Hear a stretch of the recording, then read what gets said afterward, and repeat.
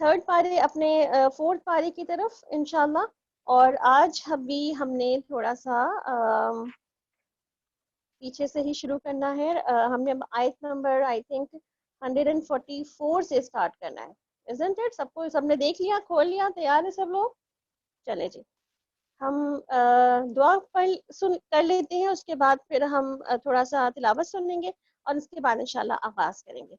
نحمده ونصلي على رسوله الكريم أما بعد أعوذ بالله من الشيطان الرجيم بسم الله الرحمن الرحيم رب اشرح لي صدري ويسر لي أمري واحلل عقدة من لساني يفقهوا قولي رب زدني علما اللهم فقهنا في الدين اللهم إني أسألك علما نافعا ورزقا طيبا وعملا متقبلا اللهم بارك لنا في أوقاتنا اللهم أيدناه بروح القدس آمین یا رب العالمین. جی تلاوت لگا دیں.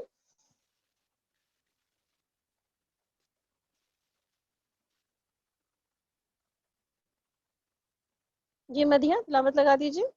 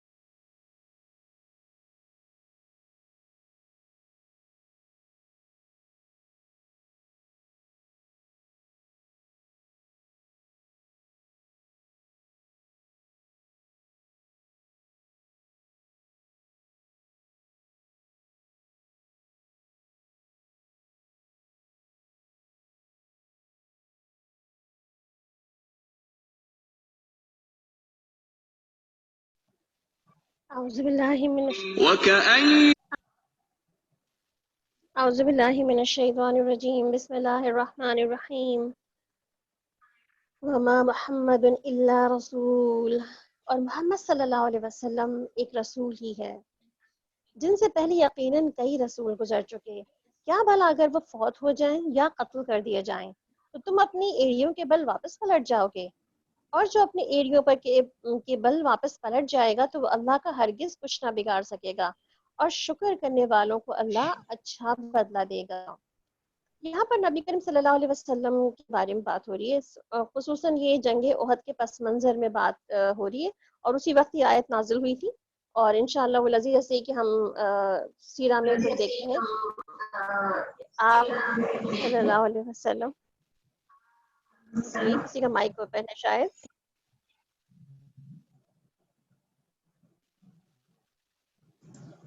مدیحہ اپنا مائک آف کریں. جی الحمدللہ.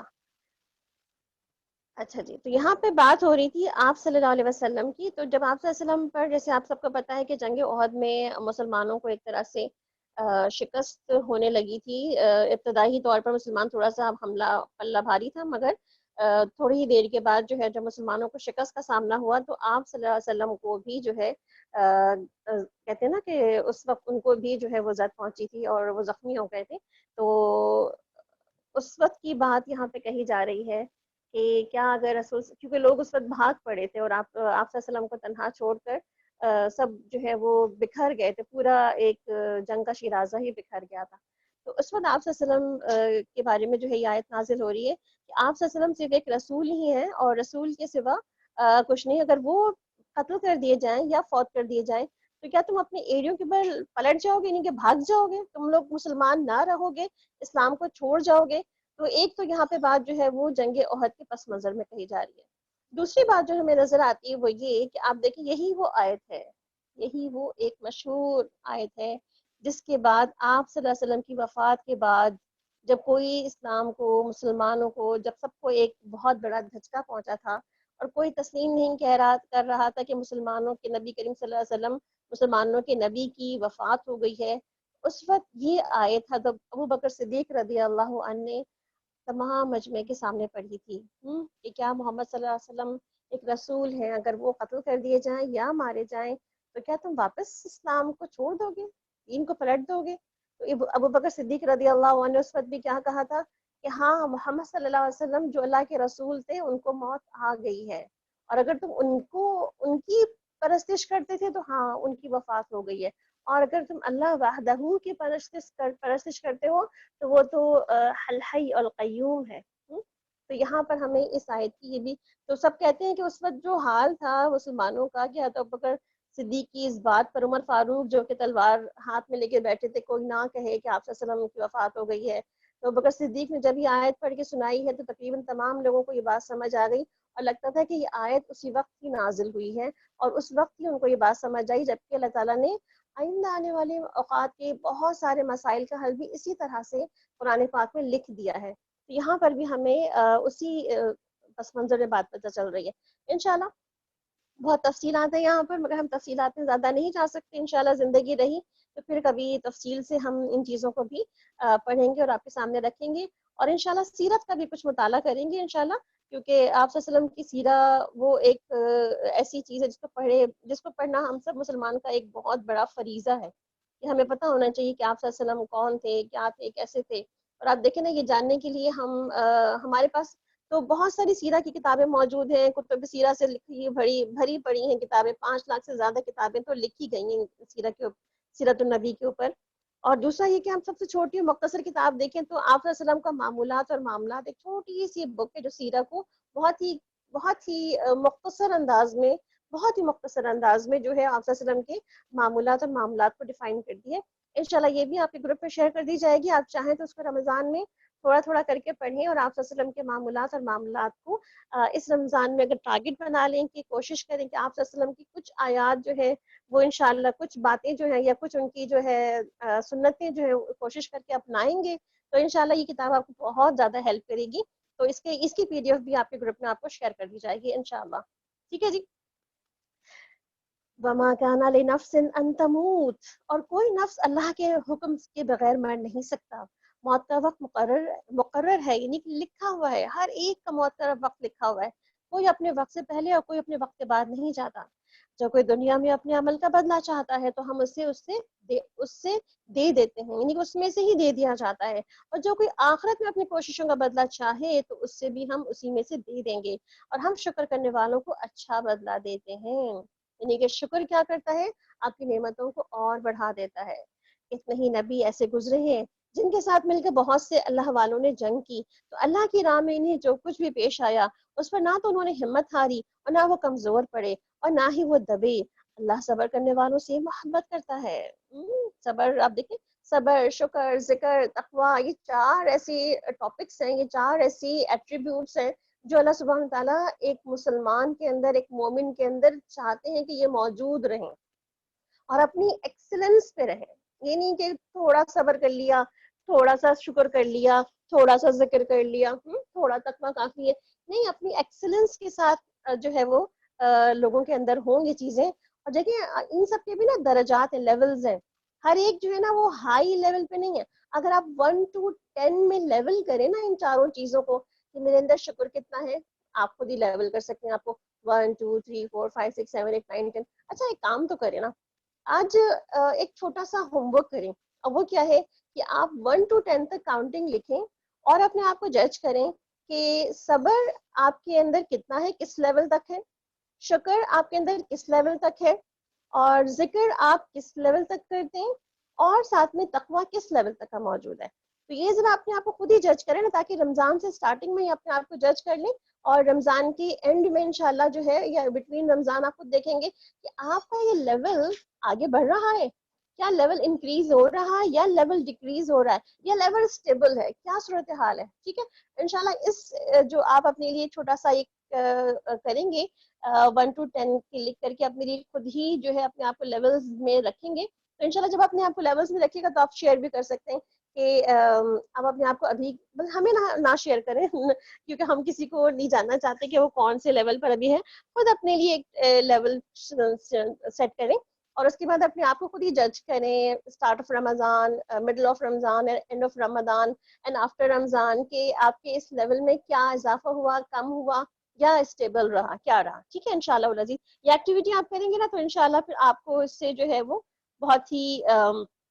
فروٹفل نتائج ملیں گے کہ آپ نے کیا پایا ہے اس دفعہ, یعنی کہ 2020 کے رمضان المبارک کے آپ کے کیا کیا اہداف تھے, یعنی کہ ٹارگیٹس تھے, and what do you achieve after that, کہ آپ نے کیا کیا اچیو کیا ہے, اس کے بعد کیا پایا ہے, اور اس کو انشاءاللہ پھر انشاءاللہ العزیز آپ نے پھر جو ہے اس کو آفٹر رمضان کنٹینیو رکھنا ہے انشاءاللہ. ٹھیک ہے, تو اس ایکٹیویٹی کو انشاءاللہ ہم وقتاً فوقتاً جو ہے نا آپ سے پوچھیں گے بھی کہ کتنا فرق آیا ہے آپ کی اس لیول, اس درجات میں, یعنی کہ خود ہی آپ محسوس کر لیں نا, دنیا میں اگر جنت کے 100 درجے ہیں اور ابھی آپ محسوس کرتے ہیں کہ میں پہلے درجے پر ہوں, تو اس کا مطلب ہے کہ 100 تک پہنچنے کے لیے کچھ تو کوشش کرنی پڑے گی نا, کچھ نہیں تو 50, 55 ہے نا, 60, 70 کوشش تو ہم لازمی کریں گے چاہے جتنے بھی درجے تک پہنچے انشاءاللہ. ٹھیک ہے, تو انشاءاللہ یہ ایکٹیویٹی ہم سب مل کے کرتے ہیں. اوکے. وما كان قولهم إلا أن قالوا ربنا اغفر لنا ذنوبنا وإسرافنا في أمرنا وثبت أقدامنا وانصرنا على القوم الكافرين. اور ان کی بات اس کے سوا کچھ نہ تھی کہ انہوں نے کہا کہ اے ہمارے رب, ہمارے گناہوں کو اور ہمارے کام میں ہونے والی ہماری زیادتیوں کو بخش دے اور ہمارے قدموں کو جما دے, کافر قوم کے مقابلے میں ہماری مدد فرما. اور آپ دیکھیں نا کہ ہم میں سے ہر ایک جتنا بھی اپنے پوائنٹ ٹیبل کے اوپر ورک آؤٹ کرے گا تو کہیں کمی ذاتی تو ہوتی ہی رہے گی نا, مگر اللہ سے دعا, دعا کا وہ ہتھیار جو ہے نا وہ ہمیں کبھی بھی اپنے ہاتھوں سے نہیں چھوڑنا. یہ نہیں کہ بس اللہ تعالیٰ یہ تو مجھ میں کو فرق پڑا ہی نہیں ہے نا, آج تو پڑ ہی نہیں رہا, 1 مہینے کے بعد بھی فرق پڑ ہی نہیں رہا, اس کا مطلب چھوڑو کیا کرنا ہے, بلا وجہ کی ایکٹیویٹی دے دی ہے. اس کا مطلب کیا ہے کہ ہم دعا کریں گے اس کے لیے, جب نہیں ہو رہا کام اٹک جائیں گے, اللہ سے دعا کریں گے, اللہ ہماری مدد فرمائے گا انشاءاللہ. تو اللہ نے ان کو دنیا میں اچھا بدلہ عطا کیا اور آخرت کا بدلہ تو کیا ہی اچھا ہے. اللہ احسان کرنے والوں سے محبت رکھتا ہے. یا ایھا الذین آمنو, اے لوگوں جو ایمان لائے ہو, اگر تم ان لوگوں کی اطاعت کرو کہ جنہوں نے کفر کیا ہے تو وہ تمہاری ایڑیوں کے بل, وہ تمہیں تمہاری ایڑیوں کے بل کفر کی طرف پلٹا دیں گے, پھر تم خسارہ پانے والے ہو کر پلٹو گے. بے شک بلکہ اللہ ہی تمہارا مولا ہے, بل اللہ مولاکم وہو خیر الناصرین, اور مدد کرنے والوں میں سب سے بہتر ہے. انہوں نے کفر کیا, ہم ضرور ان کے دلوں میں تمہارا روب ڈال دیں گے, اس وجہ سے کہ انہوں نے اللہ کے ساتھ وہ شریک بنائے جن کے لیے اس نے کوئی دلیل نازل نہیں کی, اور ان کا ٹھکانہ آگ ہے, وہ ان ظالموں کا کتنا برا ٹھکانہ ہے. اور بے شک اللہ نے تم سے اپنی مدد کا وعدہ سچا کر دکھایا جب تم انہیں اس کے حکم سے قتل کر رہے تھے, یہاں تک کہ جب تم نے بزدلی دکھائی اور رسول صلی اللہ علیہ وسلم کے حکم کے بارے میں باہم جھگڑا کیا, یعنی کہ جو حکم دیا گیا تھا وہ نہ مانا, اور جو ہی اس نے تمہیں وہ چیز دکھا دی جسے تم محبت رکھتے تھے, یعنی مال غنیمت, تو تم نے رسول صلی اللہ علیہ وسلم کی نافرمانی کی, کیونکہ تم میں سے کوئی وہ ہے جو دنیا چاہتا ہے اور تم میں سے کوئی ہے جو آخرت چاہتا ہے. پھر اس نے تمہیں ان کافروں سے پھیر دیا تاکہ وہ تمہیں آزمائے, اور یقیناً اس نے تم سے درگزر کیا, اور اللہ مومنوں پر فضل کرنے والا ہے. یہاں پر اللہ تعالیٰ اس واقعے غزوہ احد کے واقعی کے پس منظر میں وہ نافرمانی یا وہ حکم عدولی یاد دلا رہے ہیں مسلمانوں کی, کہ جب آپ صلی اللہ علیہ وسلم نے جبل رمح پر جو ہے وہ کچھ تقریباً 50 کے قریب جو ہے وہ تیر انداز کو وہاں پر نامینیٹ کیا, تو کہا تھا یہ جگہ بالکل نہیں چھوڑنا, چاہے پرندے ہمارے جسم کو وہ چک لے جائیں تب بھی یہ جگہ نہیں چھوڑنی. مگر انہوں نے مال غنیمت جب دیکھا کہ مسلمان کی پہلی حلے میں جو ہے وہ مسلمان جو ہے وکٹری کی طرف چلے گئے ہیں, تو انہوں نے وہ جگہ چھوڑ دی تھی. اس کے بارے میں یہاں بتایا جا رہا ہے کہ مسلمانوں نے کیا کیا تھا. پھر کیا ہوا, استصعدون ولا تلوون على احد والرسول يدعوكم, اور جب تم چڑھتے جا رہے تھے, یعنی کہ سب بھاگ رہے تھے اور کسی ایک کو مڑ کر نہ دیکھتے تھے, حالانکہ رسول صلی اللہ علیہ وسلم تمہارے پیچھے سے پکار رہے تھے, کیا کہہ رہے تھے, الیہ عباد اللہ, میری طرف آؤ میرے بندوں, کہ اس دن اللہ نے تمہیں غم پر غم دیا تاکہ تم اس پر رنج نہ کرو جو تم سے چھن گیا, یعنی کہ مال غنیمت یا وہ جو وکٹری جو ملنی تھی وہ چھن گئی، اور نہ اس مصیبت پر جو تم پر آ پہنچی ہے، یعنی کہ جو بہت زیادہ مسلمانوں کی شہادت ہوئی تھی اس میں، تو اس پہ ذکر کیا جائے کہ جو مصیبت آ پہنچی اس پر بھی غم نہ کرو، جو تم عمل کرتے ہو اللہ سے خوب باخبر ہے۔ اب دیکھیں یہاں پر اللہ سبحانہ تعالیٰ ہم انسانوں کو اس واقعے کا ذکر کرنے کے بعد کیا سکھا رہے ہیں کہ how we handle our emotions, یعنی کہ ہم ایموشنل چیزیں اپنی کیسے ہینڈل کرتے ہیں، ایموشنز ہینڈلنگ بتائی جا رہی ہے یہاں پہ۔ کیا غم تھا وہاں پہ، یہاں پہ کیا غم تھا کہ اتنی بڑی فتح جو ملنے والی تھی، جو مل رہی تھی، وہ شکست میں تبدیل ہو گئی۔ اور یہ کیوں شکست میں تبدیل ہو گئی تھی؟ مسلمانوں نے آپ صلی اللہ علیہ وسلم کی بات نہیں مانی تھی۔ اور کیسے ہوا تھا کہ مشرکین مکہ نے پلٹ کے زوردار حملہ کیا تھا، اور مسلمانوں میں سے 70 کے قریب صحابہ کرام کی شہادت ہو گئی تھی۔ تو بیسکلی جتنے بھی ایموشنز آتے ہیں نا ہمارے پاس، جیسے کہ ابھی یہ گریف ہے، غم ہے، تو غم بیسکلی کیوں آتا ہے ہمیں، اور غم کو ہم کیسے آئیڈینٹیفائی کریں اپنے کہ واقعی یہ غم ہے بھی کہ نہیں ہے۔ وہ ہمارے یہاں تو ہر چیز کو غم کا مسئلہ بنا لیا جاتا ہے نا، ہم ڈپریس ہیں، ہم غمگین ہیں، کیا ہوا؟ وہ ہماری پسند کا کھانا نہیں پکا نا آج، وہ ہماری پسند کے کپڑے نہیں آئے، یا وہ ہماری مرضی کی کوئی چیز ٹی وی پہ آئی نہیں رہی ہے، آئی ایم ڈپریسڈ۔ تو کیا مطلب ہے یہاں پہ کہنے کا کہ اللہ سبحانہ تعالیٰ یہاں پہ کیا کہہ رہے ہیں کہ آئیڈینٹیفائی یور گریوز، یعنی کہ اپنے غم کو آئیڈینٹیفائی کرو کہ وہ کیا ہے غم تمہارے۔ ہر چیز تو غم نہیں ہے، کچھ خاص چیزیں ہیں یا کچھ واقعی سیریس چیزیں غم بن سکتی ہیں نا۔ اور پھر کیا ہے، پھر وہ غم کیوں ہے تمہیں، اس کو آئیڈینٹیفائی کرو، کیا ہے آئیڈینٹیفائی کرو، کیوں ہو آئیڈینٹیفائی کرو، پھر کیسے اس غم سے باہر نکل سکتے ہو یہ سوچو اس کے بارے میں۔ تو جیسے ہم نے پیچھے بات کی تھی نا، آپ کو یاد ہوگا پہلے ہی دن جس دن ہم رمضان المبارک کے بارے میں بات کر رہے تھے کہ گولز بنانے کے لیے بھی اپنے ہم 3 چیزوں پر یہ غور کرتے ہیں، اور وہ کیا چیزیں ہوتی ہیں؟ Why, what and how. تو یہاں پر بھی اللہ تعالیٰ کیا فرما رہے ہیں، ایموشنز کے بارے میں بھی اپنی ان تینوں سوال کو سامنے رکھو اور اپنے ایموشن کو ہینڈل کرو، مینج کرو، یعنی ایموشنز مینج کیے جاتے ہیں۔ تو آپ دیکھیں نا آج کل بہت سی چیزوں کی مینجمنٹ سکھائی جاتی ہے، ایموشنل مینجمنٹ بھی سیکھنے کی چیز ہے۔ بہرحال تو اس ایموشنز کے، یعنی کہ اس ایموشنز کے نقصانات کیا ہوتے ہیں، ڈس ایڈوانٹیجز کیا ہیں اس کے جو یہاں پر ہو رہا تھا، تو کیا ہوا کہ آپ صلی اللہ علیہ وسلم نے جب کہا کہ بات مانی نہیں ان کی، اور ان کی بات نہ ماننے کے بنا پر اللہ تعالیٰ نے جو ہے ان کو غم پہ غم دے دیا۔ تو اب دیکھیں غم کے نقصانات کیا ہوتے ہیں، اللہ تنگی پیدا کر دیتا ہے، یعنی کہ دل تنگ ہو جاتے ہیں، کام تنگ ہو جاتے ہیں، پھر مفید کاموں سے روک دیتا ہے، یعنی کہ فتح سے پھر رک گئے نا مسلمان، تو انسان مفید کاموں سے رک جاتا ہے، اور پھر غم لاحق ہو جاتا ہے، یعنی کہ نفسیاتی ہو جاتا ہے، ایموشنز ڈپریشن میں چلا جاتا ہے۔ اور پھر کیا ہے، جب ڈپریشن میں جاتا ہے پھر کسی کام کا دل ہی نہیں لگتا، اس کو نیکی کے کاموں سے پیچھے رہ جاتا ہے۔ اس کا مطلب کیا ہوا کہ یہ چیزیں نارمل ہیں، لائف کے ساتھ ساتھ ہیں، زندگی کا حصہ ہیں۔ ان زندگی کے حصوں میں ہمیں کیا کرنا ہے، اللہ تعالیٰ سے ہمیں دعا کرنی ہے، اللہم انی اعوذ بک من الہم والحزن، اللہ تعالیٰ سے دعا کرنی ہے ہمیں ایسے موقع پر کہ اللہ تعالیٰ ہمیں ہم اور حزن سے بچانا۔ اور آپ دیکھیں اسی طرح کی ایک بہت ہی خوبصورت ایک اور دعا بھی میری نظروں سے گزری، میں چاہ رہی تھی آپ کو اس کا ترجمہ سناؤں، ایک لمبی سی دعا ہے، اور یہ دعا جو ہے وہ کہاں موجود ہے، زندگی میں آسانی کی دعاؤں کا ایک خوبصورت سا کارڈ ہے، اس میں یہ دعا موجود ہے۔ اور اس میں کیا دعا ہے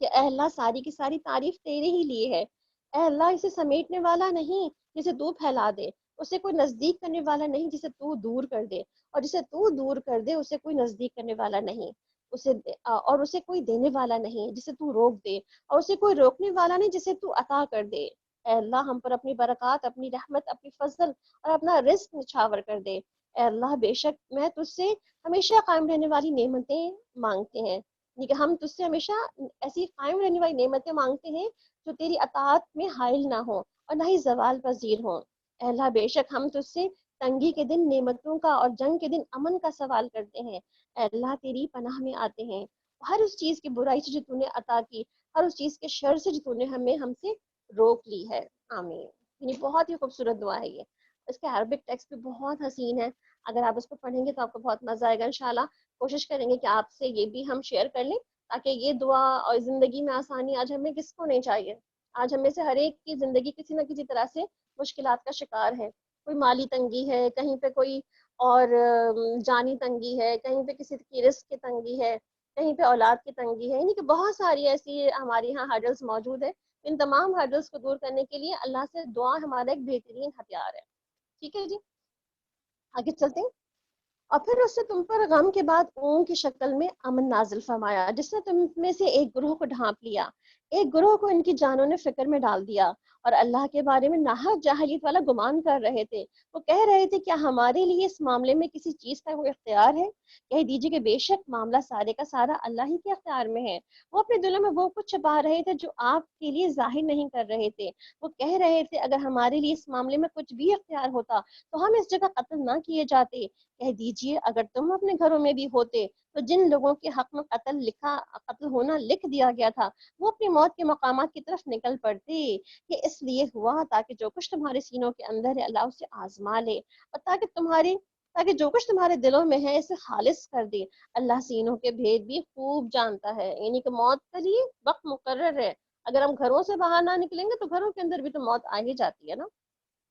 بے شک وہ لوگ جو تم میں سے اس روز پیٹ پھیر گئے جب دو جماعتیں آمنے سامنے ہوئیں, دراصل شیطان نے انہی کی بعض کوتاہیوں کی وجہ سے انہیں پھسلا دیا تھا. یقیناً اللہ نے ان سے درگزر کیا, بے شک اللہ بہت بخشنے والا اور بہت بردبار ہے. ان اللہ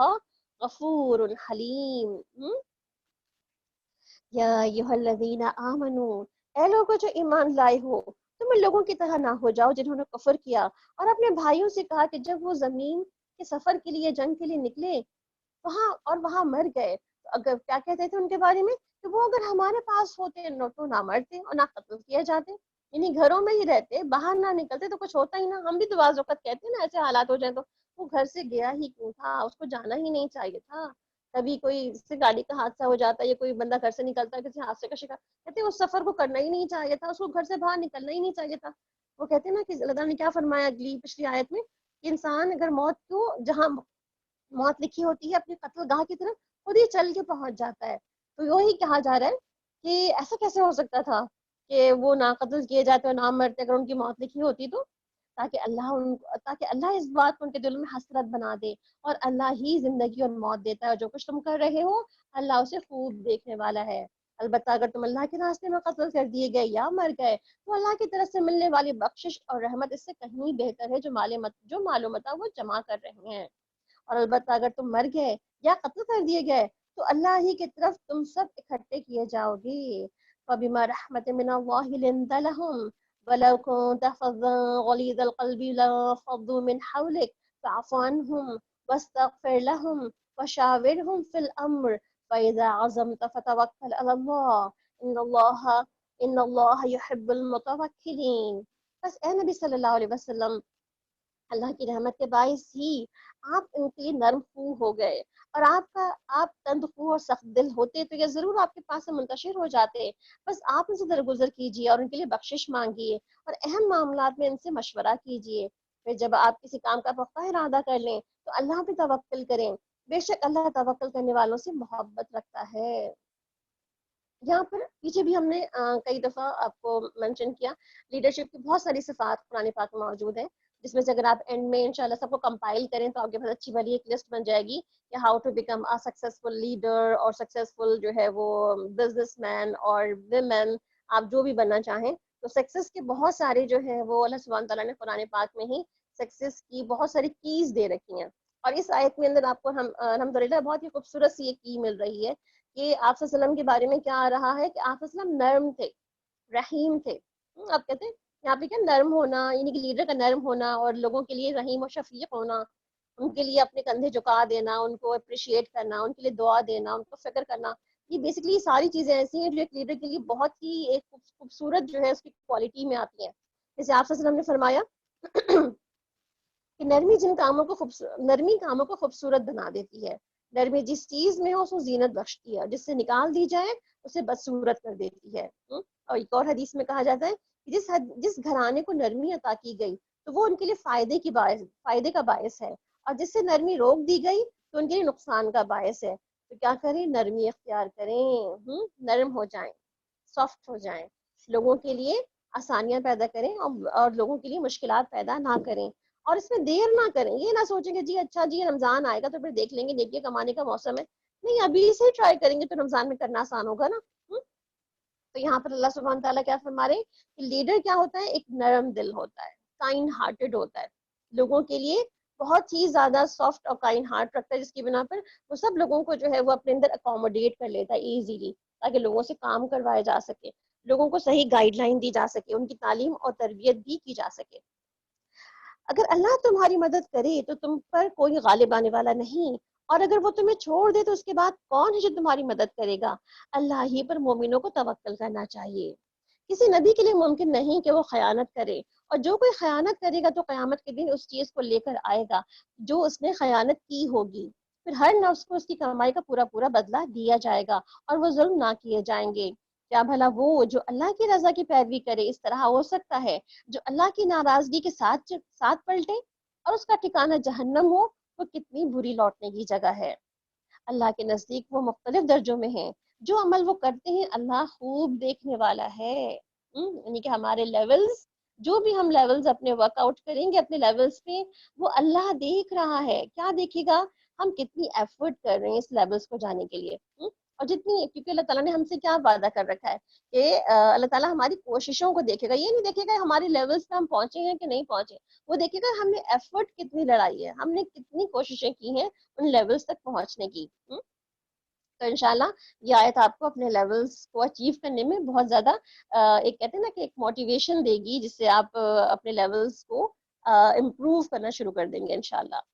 لقد من اللہ علی المؤمنین اذ بعث فیہم رسولا من انفسہم یتلو علیہم آیاتہ ویزکیہم ویعلمہم الکتاب والحکمہ۔ یقینا اللہ نے مومنوں پر احسان کیا جب انہی میں سے ایک رسول ان میں بھیجا، وہ انہیں اللہ کی آیات پڑھ کر سناتا ہے اور ان کا تزکیہ کرتا ہے اور انہیں کتاب و حکمت کی تعلیم دیتا ہے، یقیناً اس سے پہلے وہ کھلی گمراہی میں تھے۔ یہ چار چیزیں جو ہے نا، یتلو علیہم آیاتہ ویزکیہم یعلمہم الکتاب والحکمہ، یہ چار چیزیں ساتھ ساتھ چلتی ہیں، اور جب تک کہتے ہیں نا کہ تعلیم کا مقصد پورا ہی نہیں ہوتا، اصلاح ہوتی ہی نہیں ہے، جب تک یہ چاروں چیزوں کا کمبینیشن نہ ہو۔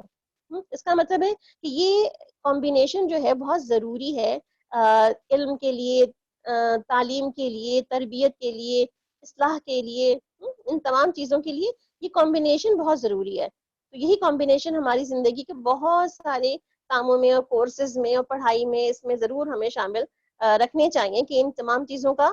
جو ہے وہ کہتے ہیں نا کہ سرکل، جیسے کہتے ہیں نا ایک چیز جو ہے انٹر کنیکٹڈ ہے، تو یہ چاروں چیزیں نا آپس میں انٹر کنیکٹڈ ہے۔ جب تک یہ چاروں چیزوں کا سرکل پورا نہیں ہو جاتا، اس وقت تک آپ کو بات جو ہے وہ سمجھ بھی نہیں پاتی، اس کا مقصد بھی پورا نہیں ہوتا۔ اور کیا جب احد میں تمہیں ایک مصیبت پہنچی حالانکہ تم بدر میں ان سے دگنا پہنچا چکے تھے، تو تم کہنے لگے کہ کہاں سے آئی ہے یہ؟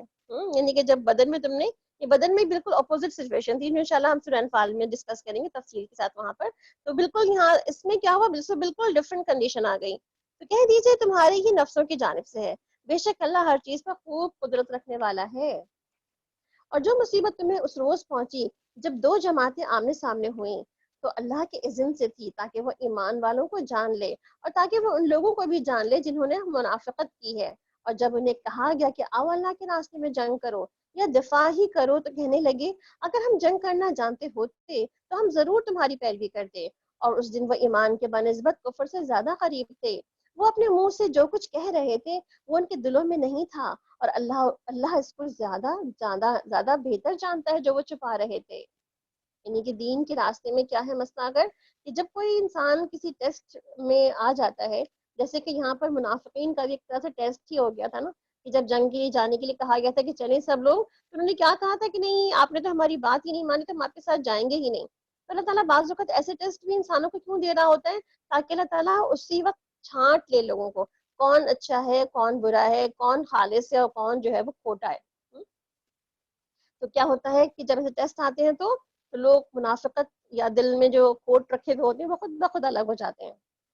یہ وہ لوگ تھے جو خود تو پیچھے بیٹھ رہے اور اپنے لڑنے والے بھائیوں کے بارے میں کہنے لگے اگر وہ ہماری بات مان لیتے تو قتل تو نہ کیے جاتے۔ کہہ دیجئے اگر تم سچے ہو تو اپنے آپ سے ذرا موت کو ہٹا کر تو دکھا دو، یعنی کہ تم اپنی موت ہی پیچھے کر دو، اگر تم واقعی سمجھتے ہو کہ تمہارے پاس رہنے والے لوگ مرتے نا تو تم اپنی موت ٹال دو۔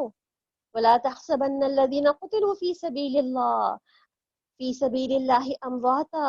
بل احیاء عند ربهم یرزقون۔ اور جو لوگ اللہ کی راہ میں مارے جائیں آپ انہیں ہرگز مردہ نہ خیال کریں، بلکہ وہ زندہ ہیں اور اپنے رب کے پاس رزق دیے جاتے ہیں۔ اور یہاں پر اللہ سبحانہ و تعالیٰ کیا کن کے بارے میں بات کر رہے ہیں؟ یہاں پہ شہید کے درجات کی بات ہو رہی ہے بیسکلی۔ اور شہید کون ہوتا ہے؟ جو اللہ کی راہ میں اللہ اپنی جان کی قربانی دے دے، یعنی کہ فی سبیل اللہ قربانی دے دے اپنی جان کی، وہ شہید کہلاتا ہے۔ آپ صلی اللہ علیہ وسلم نے فرمایا کہ شہید قتل کی صرف اتنی تکلیف محسوس کرتا ہے جتنی تم کسی چونٹی کے کاٹنے سے ہوتی ہے، یعنی کہ ہم میں سے جس کو کبھی کوئی چونٹی کاٹے جتنی تکلیف اس چونٹی کاٹنے سے ہوتی ہے، شہید کو قتل کی بھی، یعنی کہ کوئی اس کو قتل کر رہا ہے چھری سے یا تلوار سے یا اس کو کوئی گولی مار رہا ہے تو اس کو صرف اتنی سی ہی تکلیف ہوتی ہے، اور ان کے خون کے پہلے قطرے کے ساتھ ہی اللہ تعالیٰ ان کی بخشش فرما دیتے ہیں۔ نہ صرف بخشش فرماتے ہیں بلکہ جنت میں ان کو ان کا ٹھکانہ بھی دکھا دیا جاتا ہے، اور ان کو عذاب قبر سے محفوظ رکھا جاتا ہے، ان کو ایمان کے لباس سے مزین کیا جاتا ہے۔ اسی لیے آپ دیکھیں حضرت عمر فاروق رضی اللہ عنہ اپنے لیے دعا کیا کرتے تھے، اللہم ارزقنی شہادتا فی سبیلک وجل موتی فی بلدی رسولک، اے اللہ مجھے اپنے راستے میں شہادت عطا فرما اور میری موت اپنے رسول صلی اللہ علیہ وسلم کے شہر میں مقدر کر دے، آمین۔ ہم سب کی بھی یہ دعا ہونی چاہیے کہ اللہ کے راستے میں شہید ہوں، تاکہ اتنے جو بلند درجات ہیں، جو اتنے سارے اجر ہیں، اللہ تعالیٰ ہمیں وہ بھی عطا کرے۔ ہم اگر یہ بھی تو ہے نا بات کہ ہم بس کہتے ہیں کہ اللہ تعالیٰ ہمیں شہید کر دے اور شہادت کا درجہ عطا فرما، مگر کہتے ہیں نا کہ شہید ہونے سے ڈرتے بھی ہیں، بھی وہ کیا کہتے ہیں لوگ کہتے ہیں کہ شہید ہو جاؤں مر جاؤں مر جاؤں، مگر کہتے ہیں نا وہ تو بہت ہی زیادہ سخت بات ہے کہ لوگ ہی مار دیتے ہیں ہمیں، تو لوگ ماریں گے ہی تو ہم مریں گے نا، تبھی تو شہادت ہوگی۔ بہرحال تو جو جان عزیز رکھے تو ظاہر سی بات ہے وہ تو شہید کے درجات کو پہنچنا مشکل ہے۔ تو اللہ تعالیٰ یہاں پہ مزید کیا فرما رہے ہیں کہ اللہ نے انہیں اپنے فضل سے جو کچھ عطا کیا وہ اس پر خوش ہے۔ اللہ اور ان اہل ایمان کے بارے میں بھی وہ خوشیاں منا رہے ہیں جو ان کے پیچھے ابھی تک شہید ہو کر ان سے نہیں ملے،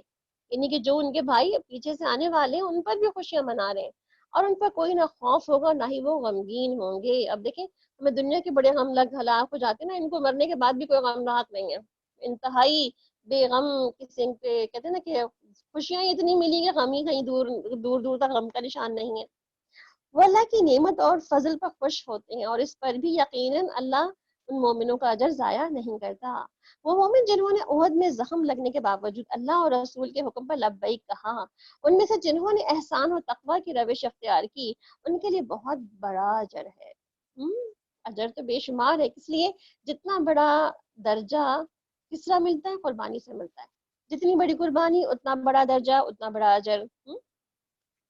اور جن سے منافق لوگوں نے کہا کہ دشمن کے لوگ تمہارے خلاف جمع ہو گئے ہیں تو ڈرو ان سے، تو اس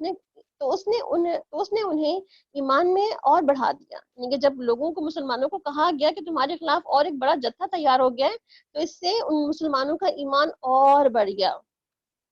اور کہنے لگے ہمیں اللہ ہی کافی ہے۔ کیا کہا؟ قالوا حسبنا اللہ، حسبنا اللہ ونعم الوکیل۔ اور یہی وہ کلمہ ہے نا جو ابراہیم علیہ السلام نے کہا تھا تو آگ گلو گلزار بن گئی تھی۔ یہ کلمہ بھی بہت بہت ہی کام کا کلمہ ہے، یعنی کہ ہمیں اپنی بہت سی دعاؤں میں یا اپنے بہت سارے ایسے رکے ہوئے کاموں کے لیے بھی ہم یہ دعا آرام سے اللہ سبحانہ تعالیٰ کی طرف سے کر سکتے ہیں، کہ جب ابراہیم علیہ السلام کی آگ کو اللہ تعالیٰ ٹھنڈی کر سکتا ہے تو ایسے بہت سارے مسائل اور ایسے بہت سارے ہماری جو پریشانیاں ہیں، ہمارے غم ہیں، ہماری حالات ہیں، ان کو بھی بہترین اللہ تعالیٰ کر سکتا ہے۔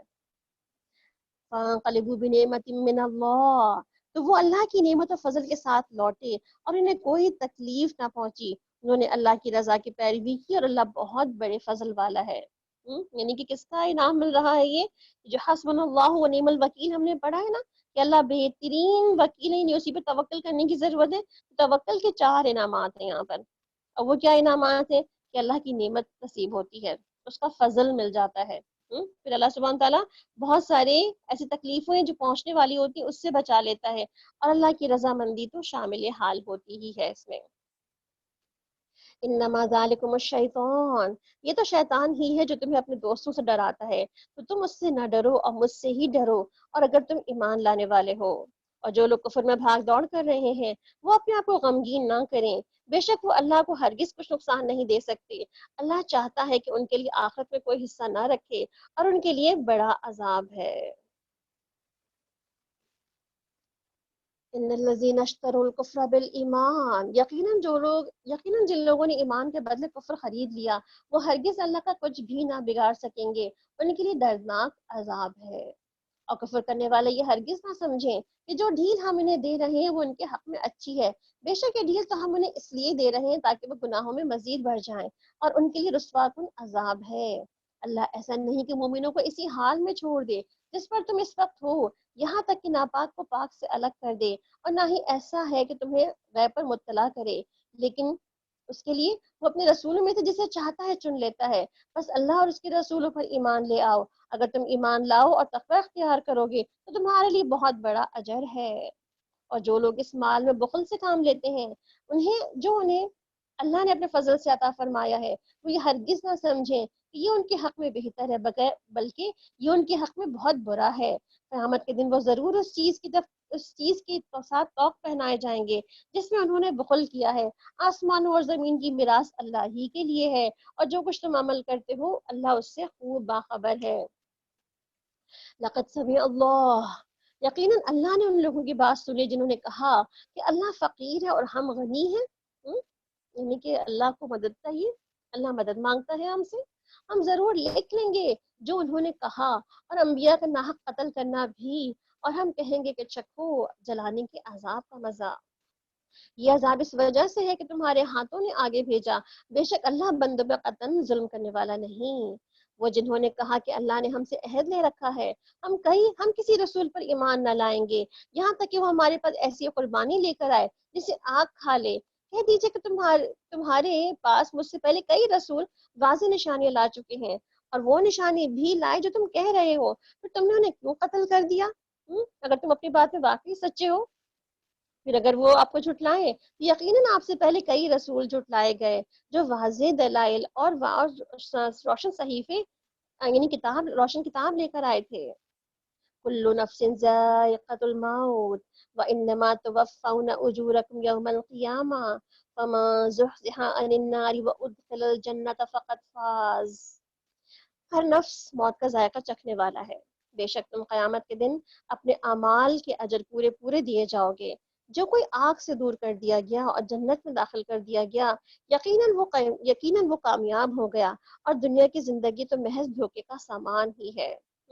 ابھی ہم سکسیس کے بارے میں پڑھ رہے تھے نا، لیڈرشپ اور سکسیسفل کام کے درجات کیسے ہوتے ہیں، تو یہاں پر یہ بھی کہا جا رہا ہے کہ اصل کامیابی یہ نہیں کہ آپ نے بہت بینک بیلنس بنا لیا، آپ نے بہت کامیاب جو ہے وہ جاب لے لی، آپ نے بہت دنیا میں ترقی کر لی۔ اصل کامیابی کیا ہے؟ آگ سے بچنا اور جنت میں داخل ہو جانا۔ تو آپ دیکھیں، کہتے ہیں نا کہ بڑے دل والے ہی بڑی ہمت رکھتے ہیں اور بڑے درجات پاتے ہیں۔ تو آپ دیکھیں گے کہ آپ میں سے کس نے کتنی بڑی بڑی ہمتیں کی ہیں اور درجات کے لیے کتنی کوششیں کی ہیں۔ رسول اکرم صلی اللہ علیہ وسلم نے فرمایا کہ سب سے بڑی آزمائش انبیاء پر آتی ہے، پھر صالحین پر، پھر درجہ بدرجہ عام لوگوں پر بھی آتی ہے۔ انسان پر آزمائش اس کے دین کے اعتبار سے آتی ہے، یعنی کہ جتنی دین میں پختگی ہوگی اتنی ہی بڑی آزمائش بھی آئے گی۔ دین میں پختگی ہو تو آزمائش میں اضافہ کر دیا جاتا ہے، اور کمزوری ہو تو آزمائش بھی کم کر دی جاتی ہے۔ اور ایسے میں کہتے ہیں نا کہ جو اللہ سے راضی ہو جاتا ہے اللہ اس سے بھی راضی ہو جاتا ہے، جو اللہ سے ناراض ہو گیا تو اللہ بھی اس سے ناراض ہو جاتے ہیں۔ اور تم اپنے مالوں اور جانوں میں ضرور آزمائے جاؤ گے۔ تم اپنے سے پہلے اہل کتاب اور شرک کرنے والوں سے یقیناً بہت سی اذیت کی باتیں سنو گے۔ اس موقع پہ اگر تم صبر کرو، تقوی اختیار کرو، تو یقیناً یہ تمہارے لیے بہت ہمت کے کاموں میں سے ہے۔ وَإِن تَصْبِرُوا وَتَتَّقُوا، اور آپ دیکھ رہے ہیں بار بار اس پوری صورت میں ہمیں صبر اور تقوی کی ریپیٹیشن نظر آ رہی ہے۔ صبر، تقوی، خشیت، بار بار اللہ سبحانہ تعالیٰ ہمیں وہ ایک خصوصیت، کچھ خاصیت جو ہے نا بار بار یاد دلا رہے ہیں کہ ہم میں سے ہر ایک جو ہے وہ اپنے آپ میں تلاش کرے کہ صبر کتنا ہے، تقوی کتنا ہے، اللہ کے کاموں میں عزم کتنا ہے ہمارا۔ اور جب اللہ نے اہل کتاب سے پختہ عہد لیا کہ تم ضرور اسے سب لوگوں کے لیے بیان کرو گے اور تم اسے چھپاؤ گے نہیں، تو انہوں نے اس عہد کو پس پش ڈال دیا اور اسے تھوڑی قیمت میں بیچ ڈالا، تو کتنا برا ہے جو وہ بدلے میں لے رہے ہیں۔ آپ ہرگز ان لوگوں کو کامیاب خیال نہ کریں جو اپنے کیے ہوئے کاموں پر خوش ہوتے ہیں، اور وہ چاہتے ہیں کہ ان کاموں پر بھی ان کی تعریف کی جائے جو انہوں نے کیے ہی نہیں، یعنی کیا کچھ نہیں مگر اس سے تعریف بھی ان کی کر دی جائے۔ تو آپ ہرگز انہیں عذاب سے نجات پانے والا خیال نہ کریں، ان کے لیے دردناک عذاب ہے۔ وَلِلَّهِ مُلْكُ السَّمَاوَاتِ وَالْأَرْضِ واللہ علی کل شیء قدیر، اور آسمانوں اور زمین کی بادشاہت تو اللہ ہی کے لیے ہے، اور اللہ تعالیٰ ہر چیز پہ پوری طرح قدرت رکھنے والے ہیں۔ ان فی اختلاف، اچھا یہاں سے جو ہے وہ سورہ آل عمران کے اختتامی رکوع ہے، اور اس اختتامی رکوع کے بارے میں آپ صلی اللہ علیہ وسلم نے کیا فرمایا تھا، یعنی کہ جب یہ نازل ہوئی تو آپ نے فرمایا کہ آج رات مجھ پر چند آیات نازل ہوئی ہیں،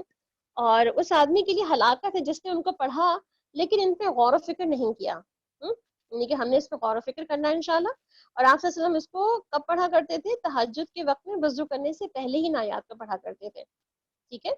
اور یہاں پہ غور و فکر جو ہے نا وہ سب سے آگے ہے، اس کا مطلب ہے کہ ہمیں غور و فکر لازمی کرنا ہے ان آیتوں کو پڑھتے پڑھتے ہی۔ اور ابو درداء اکثر سوچوں میں غرق رہتے تھے، جب ان سے پوچھا جاتا ہے کہ آپ اتنا کیا کرتے رہتے ہیں، اتنی خاموشی سے یکسوئی سے بیٹھے رہتے ہیں، تو انہوں نے کہا کہ علم والوں کے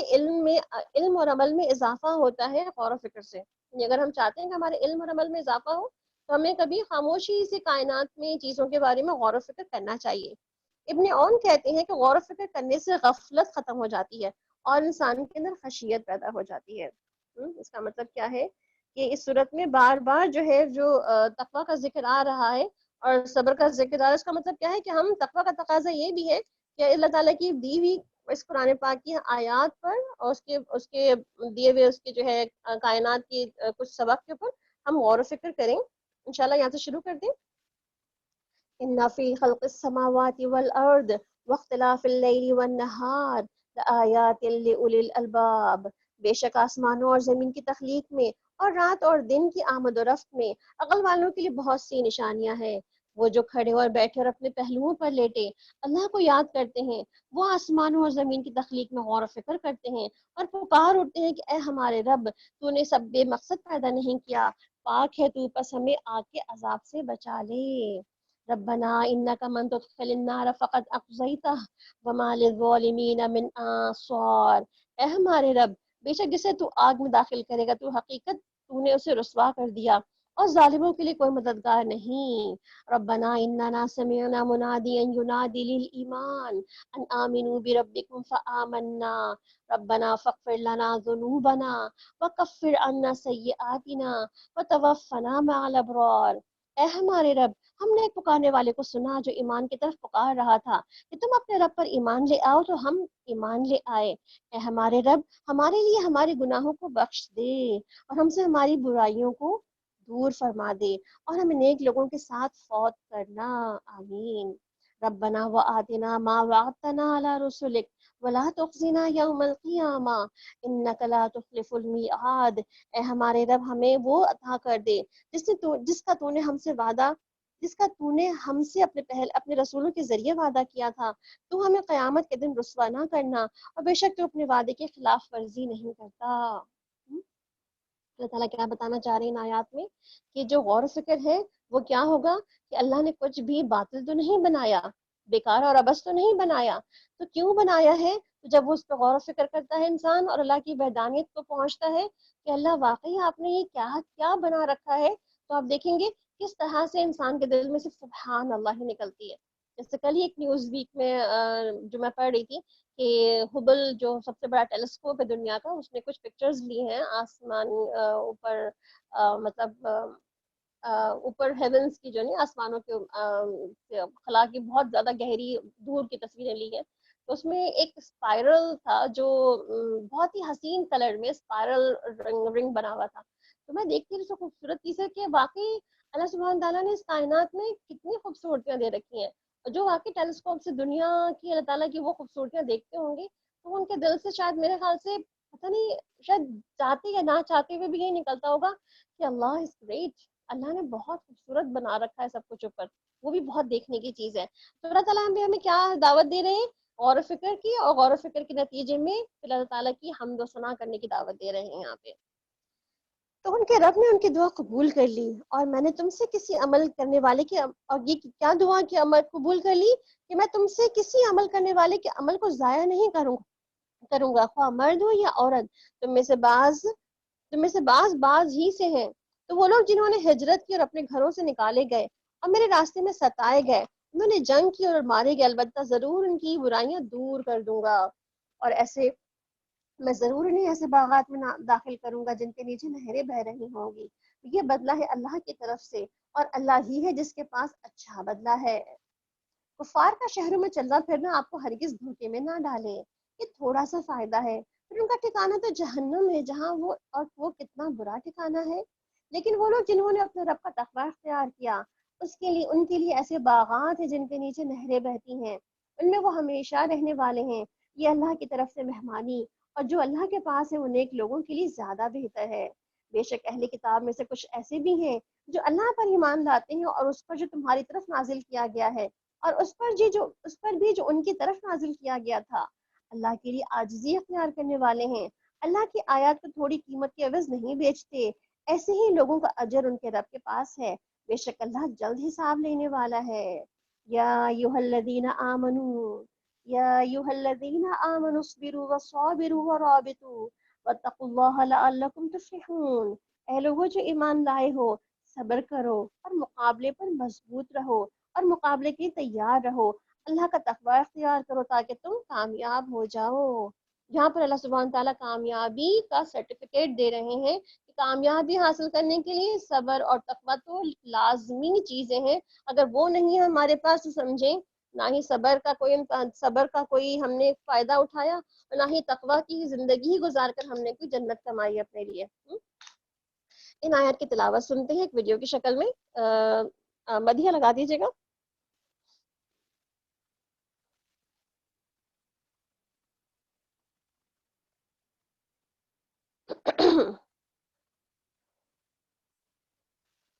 إن في خلق السماوات والأرض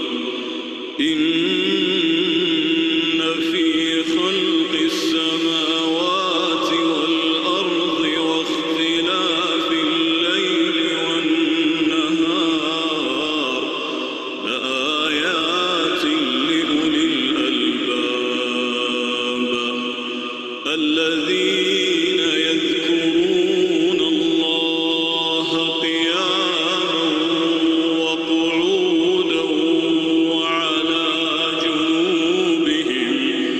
ويتفكرون في خلق السماوات والأرض ربنا ما خلقت هذا باطلا سبحانك فقنا عذاب النار ربنا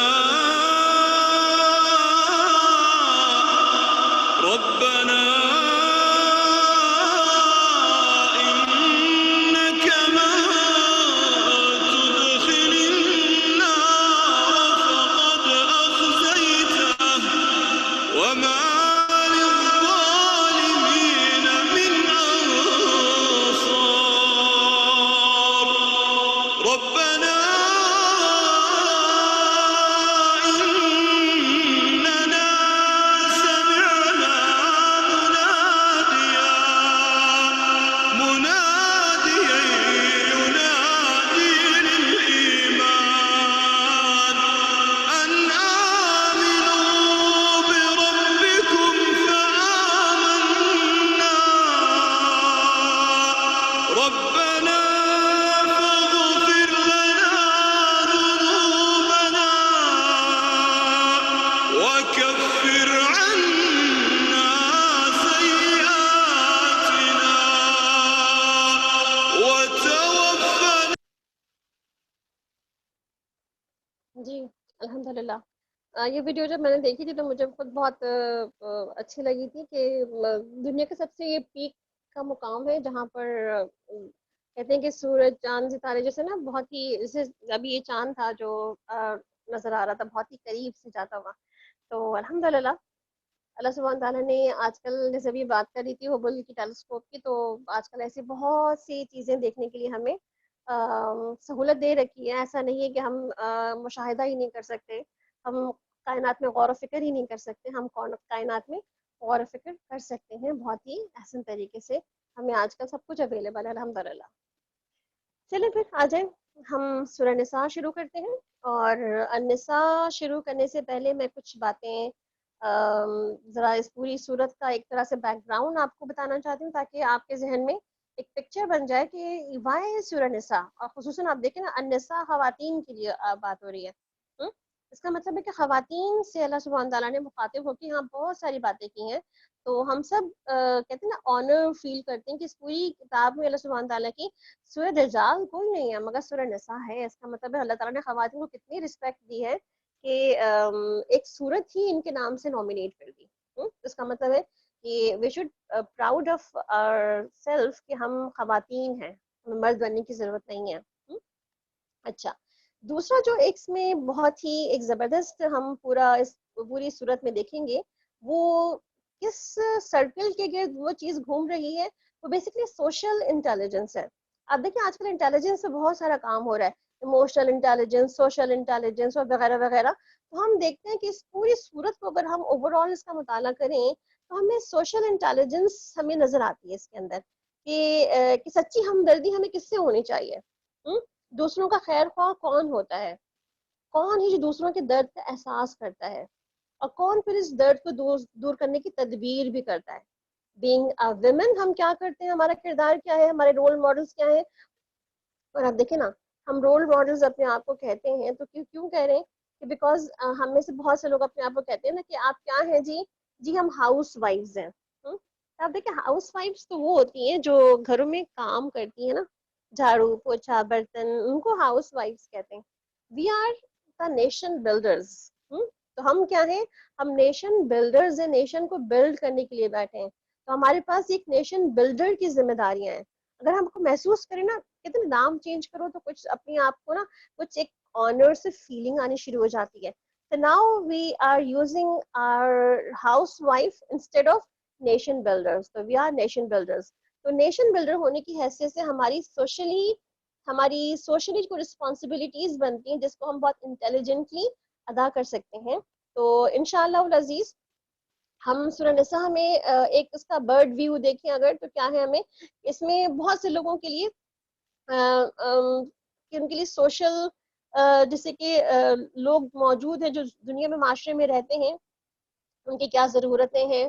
ان کو کیا آنا چاہیے، ان کو کیا پتہ ہونا چاہیے، ایز اے ویمن کیا پتہ ہونا چاہیے، ایز اے مین کیا پتہ ہونا چاہیے، ایز اے وائف کیا پتہ ہونا چاہیے، ایز اے معاشرے کے ایک اور خاتون کیا پتہ ہونا چاہیے ہمیں، پھر ایک دوسرے سے ہمیں بات چیت کیسے کرنی چاہیے، معاملات کو درست کیسے کرنا چاہیے، دوسروں کی بات کو سمجھنا اور سمجھانا کیسے چاہیے، اور خصوصاً ہمیں کچھ سیوک سینسز ہیں جو ہمیں بتائے جاتے ہیں کہ یہ تو ہونے ہی چاہیے۔ تو ہمیں کیا کرنا ہے بیسکلی ان سب کو سیکھنا بھی ہے اور گرو بھی کرنا ہے۔ اور آپ دیکھیں نا ابھی جس سے بات کریں تو ہم کہ ہر چیز کے لیولز ہوتے ہیں آج کل، تو ذہانت کے بھی نا لیولز ہوتے ہیں، اور جن میں سے ہم میں سے ہر ایک جو ہے وہ اپنے اس لیولز کو خود ہی دیکھ سکتا ہے کہ socially I am how much intelligent, یعنی کہ اگر 1 to 10 اگر آپ نے آپ کو ریٹ کریں تو آپ خود ہی اپنے آپ کو لگائے ہیں کہ آپ کس لیول پر ہیں، ابھی آپ کتنے انٹیلیجنٹ ہیں۔ آپ 1 to 10 میں اگر آپ اپنے آپ کو کاؤنٹ کریں تو آپ کا انٹیلیجنٹ لیول ابھی کیا ہے، 3 ہے، 4 ہے، 5 ہے، اور 5 کے ابو اگر کسی کا 6 اور 7 ہے تو دے آر ویری انٹیلیجنٹ، کہ وہ اس پورے مطلب ہے کہ ان کو دوسروں کا زیادہ احساس ہے، دوسروں کے لیے زیادہ درد رکھتے ہیں۔ تو یہاں پر بیسکلی اس طرح کی جو ذہانت ہے اس کا اظہار کرنے کا ہمیں موقع بھی ملتا ہے، اس کو ہم پڑھ سکتے ہیں، اس کو ہم پڑھا سکتے ہیں، اور اللہ تعالیٰ امت مسلمہ کو لیڈرشپ بھی ایسے ہی لوگوں کے ہاتھوں ادا کرواتا ہے جن کو لوگوں کا درد ہوتا ہے، لوگوں کا احساس ہوتا ہے۔ تو بیسکلی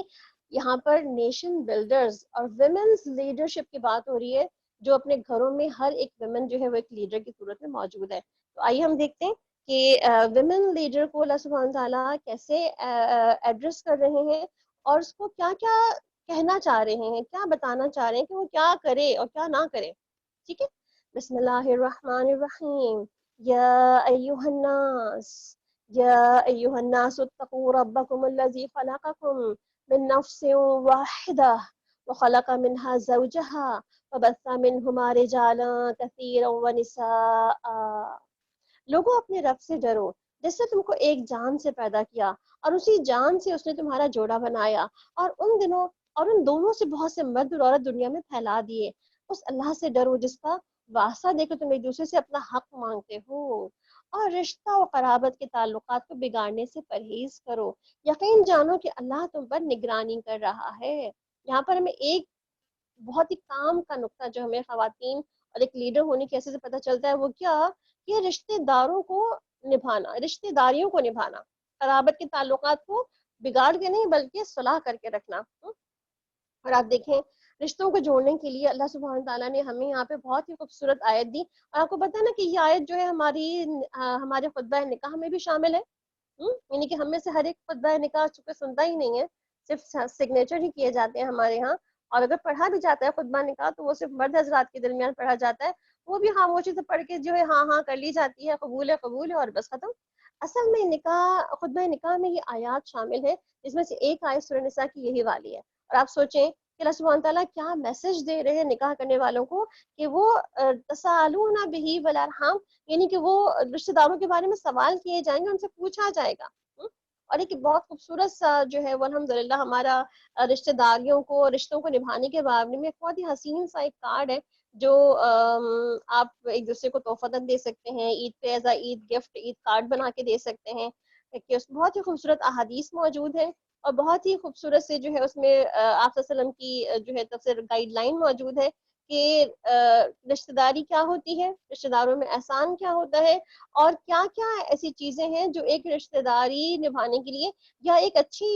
ریلیشن شپ بنانے کے لیے ضروری ہے. تو انشاءاللہ العزیز اس کارڈ کو بھی آپ کے ساتھ شیئر کر دیں گے, تو آپ اس کو دیکھ لیجیے گا. بہت کام کے نقطے ہیں اس کے اندر, ہمارے پاس ٹائم اتنا شارٹ ہے کہ میں اس میں سے کچھ بھی آپ کو پڑھ کے اس وقت نہیں سنا سکتی. انشاءاللہ العزیز آپ کو دیکھیے گا اس کو, ٹھیک ہے.